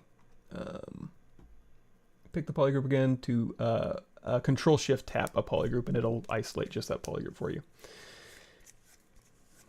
Cool. All right. So let me load this back up. Let's finish this thought. So we have our air thing, and we have stitches here. So let's go. I'm just messing with the balloon stuff. So we have stitches, we have rope, and we have a balloon here. And on this balloon, we have 2 versions. That's a clean one. That's a balloon version. And then, oh, do I not have? Did I get cocky? I mean, I guess the good news is I can just duplicate this one off. Solo mode here, and I can just recreate it real quick. So we're going to say geometry, delete lower. Let's go in here and we'll turn off the duplicate, hold down Control Shift, because we know how we made it. So should be fairly easy to reproduce. If I can match, this is going to be the difficult one. Yep, here. And I just need the stitch part, right? You know what? We'll keep all the polygroups. And I'm going to hold down Control Shift and isolate this polygroup. And we're going to go back here with a slice rectangle. And we'll, oh boy, we're going to have to line this up, aren't we? Line it up with our safe action. Here we go. Close enough. And then bring this all back and go back here. And again, we'll line this up for us. Stupid. The whole point of this was for me to be like, hey, let me, and always just duplicate off a piece of geometry. It's not that hard. Keep it around. I don't know why I felt the need in that instance to be like, I want to delete this. Just don't bother deleting it. Okay, so now we have all our polygroups back. So now let's clean these stitches up. So we've got our stitches here. And if you wanted to go back and change every single one of these stitches, like we did earlier, we could make, instead of framing this with geometry, we could frame it with polyplanes, and then on those polyplanes do insert nanomesh, and then the nanomesh will follow the polyplanes, and then you can go through and update every single one of these stitches if you'd like. Let's do auto groups. Let's hold down Control Shift, go back to select rectangle, and I'm going to grab like, let's turn off line here and turn off this balloon here. So, oh, this is the balloon we want. This is a balloon we don't want.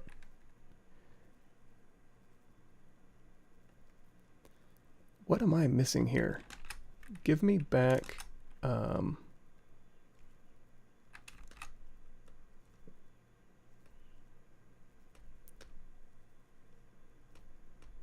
this one has, oh, I did have, okay, I'm stupid. I didn't delete this. So we recreated those stitches, but I didn't need to. The stitches were sitting there on this mesh still. So we're in good shape. I'm gonna go ahead and split hidden so our stitches are by themselves. Oh, one of those days, man. So I'm gonna hold down Control Shift and isolate one of these, and then like maybe every so often, I'm just gonna grab a stitch. So this is one of those instances where I didn't want to change my curve res because it was just getting too loose with the details. But now I can go through here and I can just kind of pop in stitches where I need them. And by that I mean, and here's the thing too, is like I'm totally overthinking this. If I'm just doing stitches like this, just make an IMM brush out of it, and then, in which I may go in and just still do anyways, just because it's easy enough just to make an IMM brush stitch and then just go around your mesh. And instead of like framing and blah, blah, blah, and doing 48 different steps just to get a simple result like I tend to do, don't overthink it. Just go through, and I'm going to keep these corners a little tighter. So I'm going to grab these ones here, and then maybe a corner and a corner, corner and a corner, and then maybe a couple down here, and then a corner and a corner, and then maybe a couple down here. And again, if I need to pop more stitches in there, or even go through here and like change some of these stitches up, I can. Not a huge deal at all. So corner, God, just really wants to grab those corners here, and then a couple down. So whenever, and I should say this as to anybody watching my channel, where you're like, oh my gosh, I need to know so much ZBrush in order to do this simple operation, and that's not the case. Brute force it first. Like, don't bother with all this technique stuff when all you need to do is just do a simple insert mesh brush. You'll get the exact same result as me, probably faster, if I'm being honest, just because, you know, I get caught up in the minutia of shit that doesn't matter. So we're gonna say delete hidden. There's my stitches around here, and then we're gonna go back to this, and this has all my sliced versions of this. So now, let me think. Here's another thing you can do to clean these things up. Does this have, yeah. So I'm gonna hold down Shift, and we're gonna go over here to Smooth Brush Modifiers, and we're gonna change our Weighted Smooth Mode to 6. That's the same thing as going into your Comic key, going in here to Brush, going in here to Smooth Brushes, SM, Smooth Brushes, going in here and then doing Smooth Groups. All it is changing that Weighted Smooth Mode. So what that means is when I go through here and I smooth, it's only gonna smooth the polygroups between here. Let's also turn off dynamic so we can see a little bit better. And actually that's not doing too bad. But if you do have any jagged stuff, instead of masking and then doing a polish by features, you can go through here and just smooth with Weighted Smooth Mode. But anyway, and I like to do Weighted Smooth Mode of 1, which is smooth stronger. So we've got this, and we've got stitches, and now where it's stitched, I can try and do an inflate as well, but we may need to project some details back, but we know how to do that now. So let's do this. Let's do ZRemesh, same, keep groups. Everybody cross your fingers. Didn't do a great job, but I can fix that. Let's do a quick weld points here.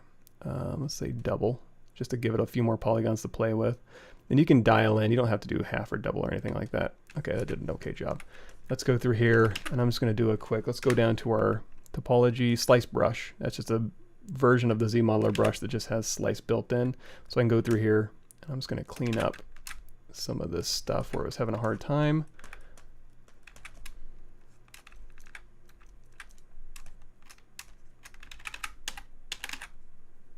It just gets caught up in itself where it has a hard time. And actually, now that I see some trouble areas, I wonder, and to be fair, it is having to think about a lot of stuff. Basically what I'm trying to do is get some nice geometry so I can mask and inflate through the stitches again.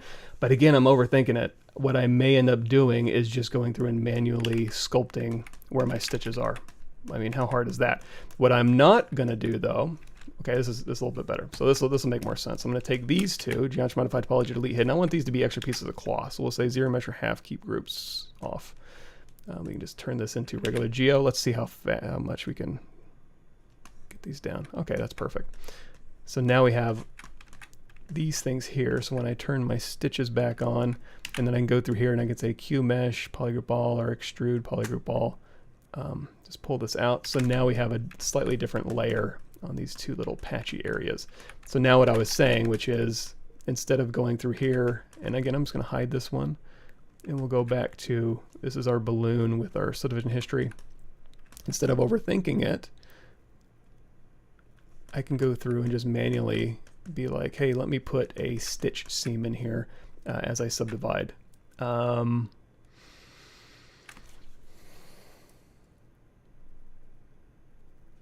Which I can do. However, there is one thing I do want to do. Just for this really long stitch, these stitches I'm not concerned about. It's this stitch right down here that I have a problem with. So let me continue to overthink this, please. Let's go here and let's find the balloon that had the original stitches on it. That's the good one. That's the inflated one. That's the one with sliced. And did I delete? Maybe I did. Okay, just take this one. Okay, so I'm going to grab half of this. So Control Shift. We're going to grab this side of it. Control Shift Q, which is grow to polygroup. So Control Shift A is vert welded. Control Shift Q is polygroup grow. So there's the half here. I'm going to hit Control W, Control Shift drag, Control W, and now we have that stitched line. Now that we've simplified this quite a bit, let's do a ZRemesh. Same, keep groups, smooth groups down to 0. And now that it's simplified, let's everybody cross our fingers. And we get a decent result. Let's go half, because I can always project my detail back. Let's hold down Shift. Let's go to weighted smooth mode of 6. And we'll just help this out a little bit here. We'll smooth these transitions into a smooth line here. Half. All right. So we've got this, and now I want to project my details back. Well, do I even have the original on here? Yeah, okay, this might be the original detail. So I can use project history on this one, or I can go back to any subtool I have, which is maybe this one, Control Tab these verts to store them in history. And then when I go back to this one here, ZRemesh half.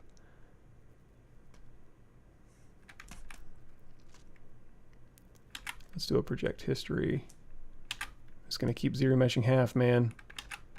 Project history. There we go. Project history. Let's see how well this works. Control T, Control D, project history, Control D, project history, Control D, project history, Control D, project history. So we have all of our detail back, and I have a seam line on this thing. The reason that seam line is important is so I can go through here, and now I can do a mask by polygroups here. Let's do Control Tap to invert that, and let's do a W, go to Unmesh Mesh Center, and I'm just going to pull this in here. So now we've got kind of a seam line. We didn't have to go through and sculpt. Another thing we can do is we can say, okay, give me that mask again. Let's go ahead and grow this mask a couple times, and then Control Tap to invert that. And then we'll say mask our polygroup border again. So now just this little outer ring here. Let's hold down Control Alt and tap to sharpen this up a little bit. And then I can just do a slight inflate here, and then that'll kind of give us a little ridge around there. So let's go over here to here. And then now if we want to close this up a little bit, we can say pinch brush, make sure I have elasticity simulation iterations down. Whatever we need to do. So now I've got a seam line in there that I didn't have to sculpt. Now, did that save me any time? Does it look any better? No, and that's when I get into, hey, just take a chisel brush and just do it. Don't go nuts like me. Just don't do it. Okay, so now let's clean up our scene a little bit. This one has all of those. If I need to have these for any reason, I'm just going to shoot this down to the bottom. If I ever need to go back to those polygroups, so I can just have a file saved out with this. This one has all the details from the rope and the new stitch, which is nice. And then this one's just clean. I don't think we'll ever need this one again, so I think we're good. Famous last words. And then we're going to go hold down Alt and tap these stitches. Now, if I change my brush size down to 1 and go down here to Brush, Auto Masking, Topological, you can go through here. Oops, sorry. If I want to get rid of those points stored in history, Control tap the latest, Control tap it again, that'll get rid of it.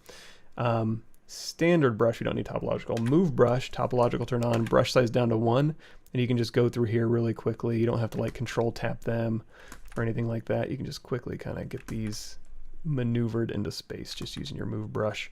It'll move the whole object. And again, if we want a little more oomph on these, we can say inflate these just a bit, and we're in good shape. So now this here, let's go ahead and say crease with the tolerance level at 45, and let's do a crease level of 1, smooth subdiv of 2 with dynamic on, and let's see how that looks. That's fine. And then I can go through here. I can make this thicker or thinner, just extrude along that polygroup border. I want it to read. So yeah, that's good. And then probably the same thing's happening up here. We went ahead and did a crease. Yeah, I think that'll work fine. So now to sell these things, let's hold down, let's do apply. And then we can go through here. And this is where, you know, instead of like inflating this through and masking, which you could do, just kind of go through here and fudge. If you want to turn on dynamic just for a preview of what it would look like, if you do go in smooth, you can kind of get a sense of, you know, I want this, and this should be following the underlying major forms too, because we did pull from that. So wherever we have a stitch, I'm going to put a little divot, not everywhere, but you know, a couple places. Then in between, I can go in here and we'll maybe do a couple big sweeps, and then maybe a couple smaller sweeps here, up around, and then same. And then on the Alt, tap on this one. I'm going to do a quick, let's go down to subdivision level 4. Wow, subdivision level 5 is all the detail, isn't it? Can I smooth? Let's see, weighted smooth mode of 1.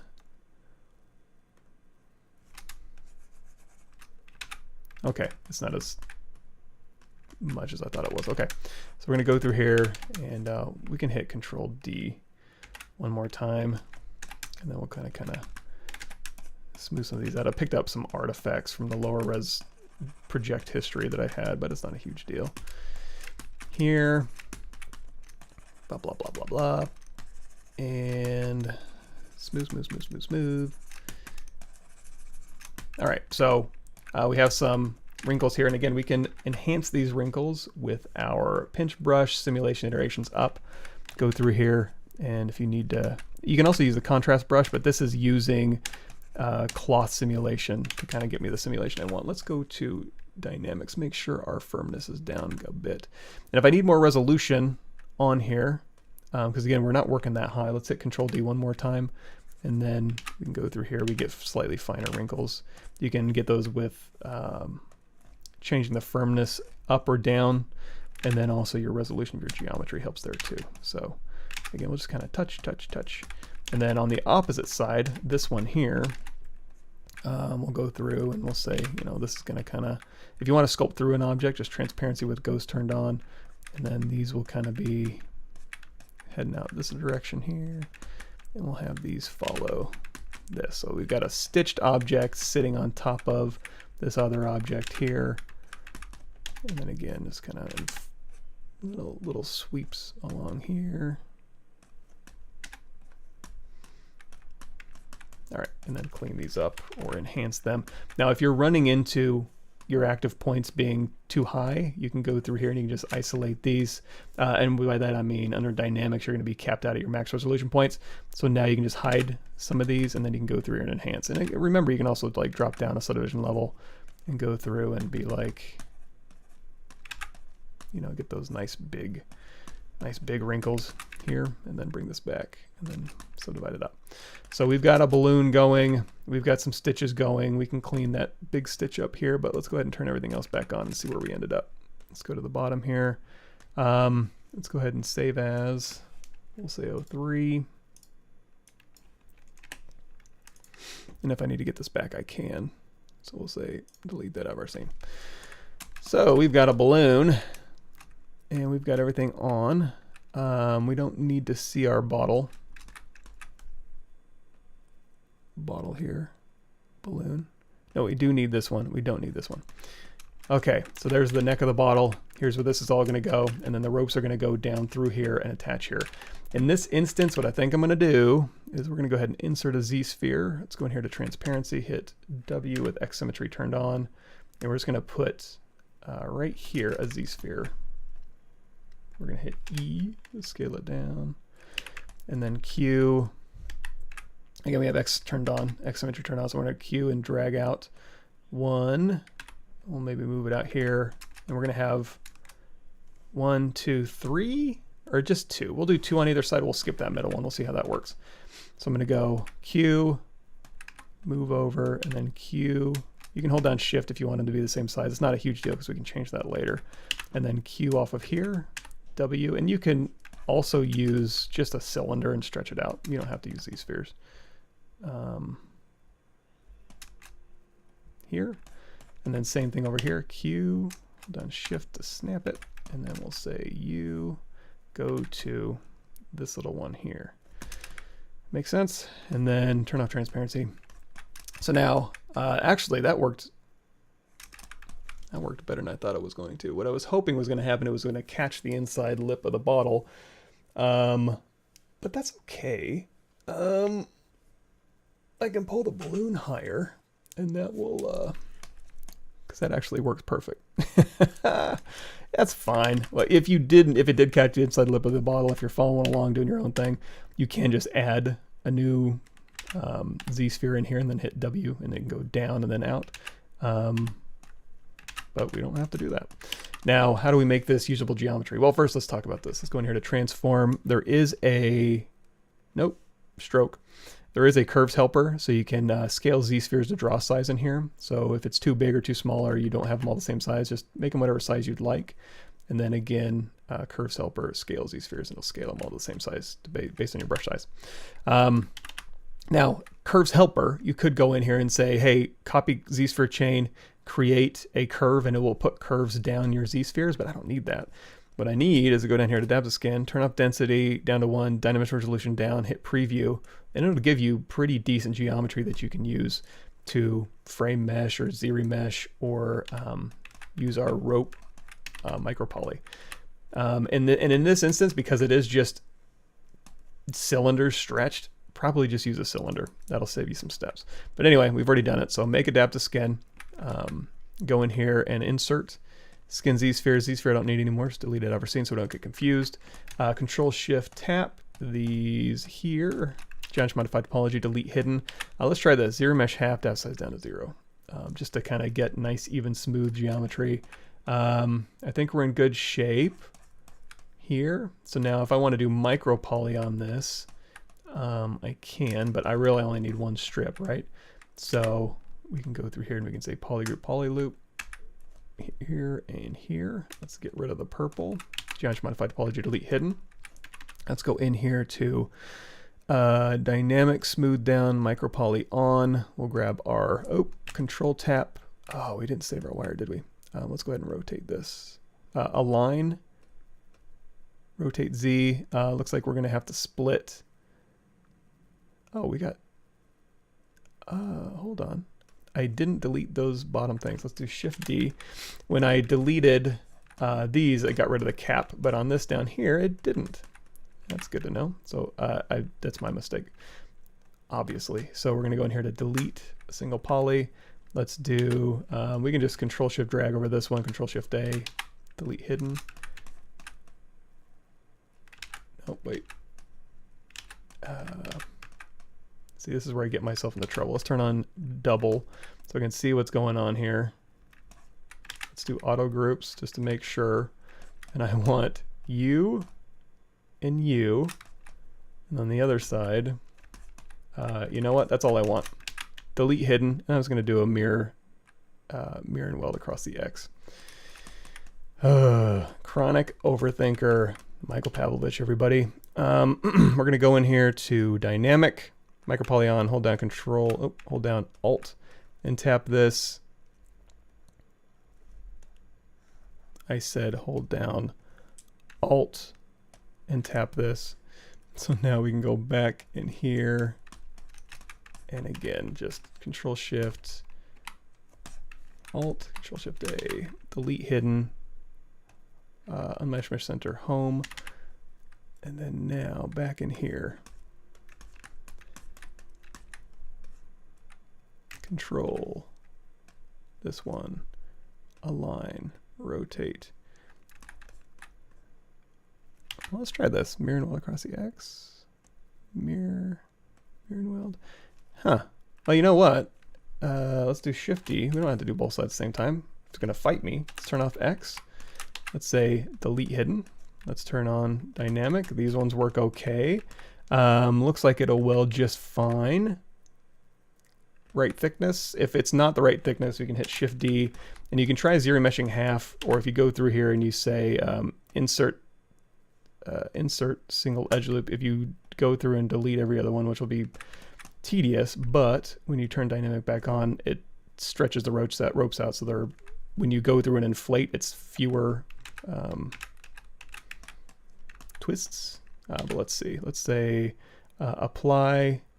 I like to turn dynamic back on and just give myself a little smooth preview, make sure everything's welding correctly, which it's not. So we'll go in here with a very small weld points distance, small as we can. And then now we'll go in here and we'll do deformation inflate here. And then now if we do a mirror and weld across the X, we're in good shape. So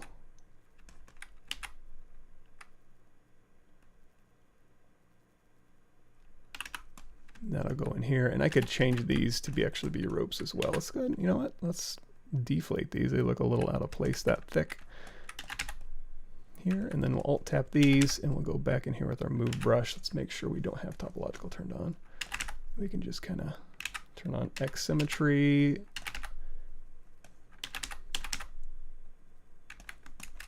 Turn off transparency. All right, and then down here, same kind of deal. Let's alt tap these. Let's move these back.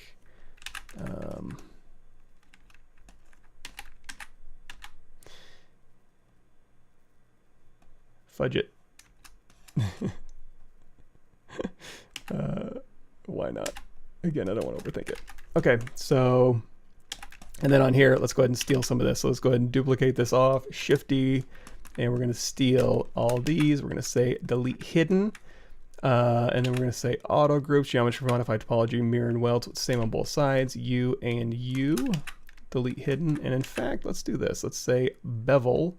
Edge loop complete. We'll separate these, and then U and U, delete hidden, and then now when we go through here and we do a extrude, polygroup all, yoink, same, D for dynamic, and we can even pull these in a little bit. Let's say U can get pulled in. I'm just holding down Shift as I pull this in, and then in fact we could even make these thicker. Just pull these out like so. And then we can also do an inflate or deflate or whatever. And then now if we just do a quick auto groups, mirror and weld, W, control tap any one of these, we can go through here and set these at a slightly jauntier angle. So again, control tap any of these. I said control tap any of these with move on. Boy, it really doesn't want that one. Control, there we go. Go down to mesh center if you'd like, and then rotate these things around. So integrate those however you'd like. And then for here, you know, instead of a rudder, since that's not going to do much while you're swimming through the air, right? Let's go ahead and delete that out of here. And then on the back, let's do, again, doesn't matter. Let's go in here to append. Let's just grab a star, move the star back. star. Move the star back, go into our gizmo, and I'm going to do a cylinder 3D, and we're going to say, we probably don't need a ton, maybe 8. 1, 2, 3, 4, 5, 6, 7, 8. Let's do 16, and we'll delete every other one. So here, V divide, H divide, we had that on 16, damn. 16. And I just want this, so we're going to say group by normals, isolate, delete hidden, and then let's go in here to inset polygroup all. And we're going to get a little inner ring here, so we're going to say delete hidden. And then again, every other one of these we'll just go ahead and get rid of, I think. Oh, I missed one. Whew. Thought I backed myself in a corner there. And then we'll just say delete. And then now we have extrude polygroup all here. And then you know what? We can also, since we're right down the middle of the world, I think, let's hit transform, activate symmetry in the Z direction. Radial count of 8. Yeah, so now we can use our radial count to go through here, and we can just manually adjust these. So extrude, hold down shift. We can put caps on here if we want to. What goes in the middle of a fan? Actually, let's do this. Let's duplicate this off. Let's go back to our original, and then when we were creating this, I can go back and be like, give me that little middle section, please. Isolate, delete hidden, and now we have extrude polygroup all. And then we'll just pull this back here. So we got a thing that's in here, and then we can say, let's do inset. We don't even need X symmetry on for this. Inset polygroup all legacy. We're going to pull this one in. Let's pull it in a lot. We'll pull this one in. We'll tap and pull that one, or same, and then Q mesh polygroup all. We'll just pull that straight back. And then I'll weld that all together, and then we'll just do a big fat bevel. U and U, and then a smaller bevel. U and U, and then we'll say crease PG, crease level 2, smooth so div of 3. Now we got a fan on the back. Hit W, Q, Alt. X symmetry still turned on, so we can go through here and we can say, you know what? Let me grab these here. Mask, invert mask. Go to unmask mesh center, hold down Alt and scale along that Z axis to kind of pull these in a little bit more. And then, you know, these are pretty wildly thin towards the middle, so let's go ahead and thicken those out just a bit. Let's do infinite depth. Let's go in here to brush, depth, infinite depth in the Z, so it goes straight back, and then as I move these, I won't get any weird warping there. Okay. And then we'll need a cylinder coming out of this. So let's say Alt tap this one. We'll duplicate this off. We'll go back up to the original, and we'll say we had the middle one here. We're going to isolate this. Say delete hidden. Good. We just got one. So we're going to say in Q mesh polygroup all. And then on this one, let's hit W. Control tap that polygroup so we can just pull this straight back.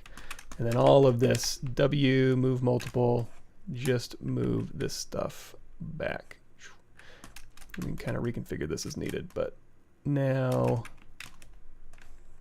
this has a, move multiple off. All right, so that makes a little bit more sense. Let's go ahead and round this out. Let's say these are different polygroups, so Control Shift, drag, delete hidden, ZModeler, brush, BZM, close, convex hole, and we'll just kind of click and pull and around it, and then say Control W. Let's go ahead and crease PG. Let's do a quick inset polygroup all legacy just to kind of make it so we don't get any scalloping back here.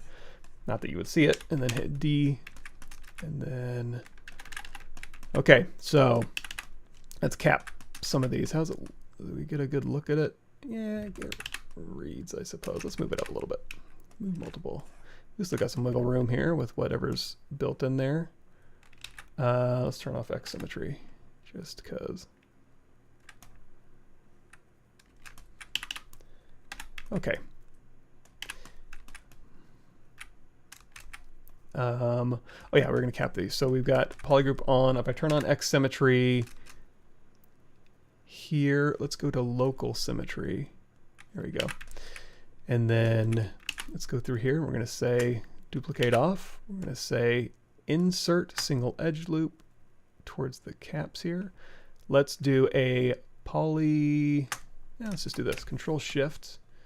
I'm going to isolate these, and we're going to say geometry modified topology, delete hidden, and then we can say turn on double temporarily, and we'll just bridge. You can also just do a close holes, but it might give me different triangle directions, so we'll just do a quick bridge edge. Okay, and then I'm afraid that if I do a extrude all polygons, it's going to kind of do weird things with my, it's going to kind of bloat it like I'm doing an inflate, but actually did a great job. Glad I tested it. All right, and then let's go back to our, you know what, I should have saved it. Quick save. Let's do, let's take this and let's duplicate it off. Let's hit go to Unmatched Mesh Center. Let's hit BI brush insert. You know what? We don't even need to do this. Let's just, I have it sitting right there. I'm going to take you. We duplicated it off, right? I'm going to take you, delete hidden, close convex hole. Go ahead and increase PG. Quick save. Go ahead and say B, create insert mesh new, and you probably need to save this off just because I use it so damn much, and then we don't need that anymore. So now when we go back here, we can pop in a rivet or rivets. I think rivets. Something not control, so that's the same size. Control Shift. Let's go ahead and split hidden. And on this, let's not do. When we go in here to dynamic, it's going to want to smooth. Let's turn smooth. I mean, smooth we can have on at 1, but let's do Q grid. And then we'll say coverage. So that'll kind of knock that down a bit. And then we've got these. These should be smooth, not Q gridded. Yeah, you know, I don't even mind that they're a little off. Dynamic is fine. And then same thing for these. Let's do dynamic, smooth at 1, Q grid at 1. Coverage down, and maybe Q grid at 2.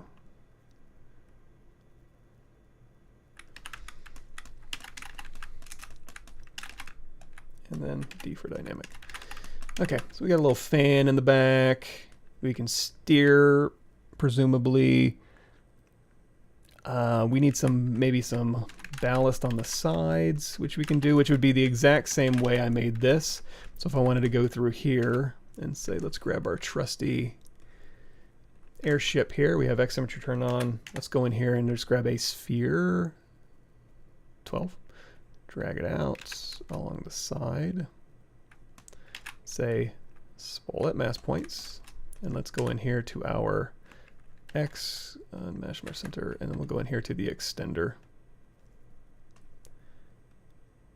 Squish this out a little bit here so we can have some more bags on the side, perhaps.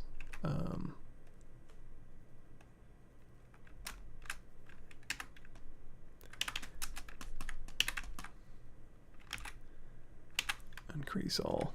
And then those can be kind of lashed to the side, kind of bulging out here. We can put a little thing in the back. Yeah, that might be kind of fun.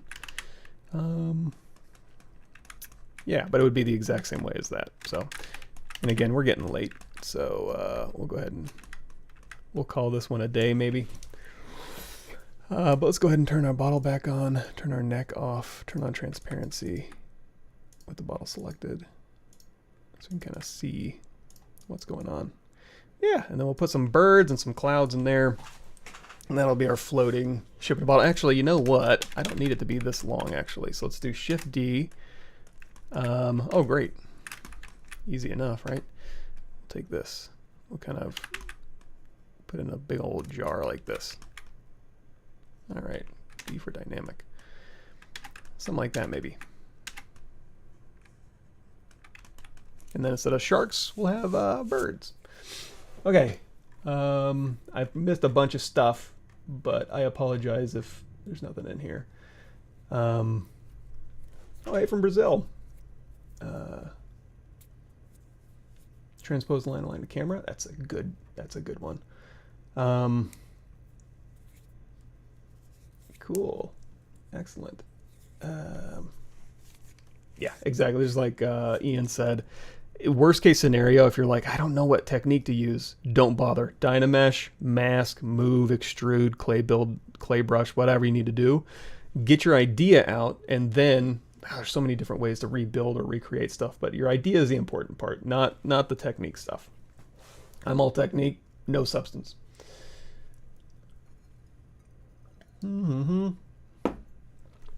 Say this airship need to retopo. What would be the workflow for you? Do you decimate everything as separate subtools and retopo, baking all the detail in the single mesh?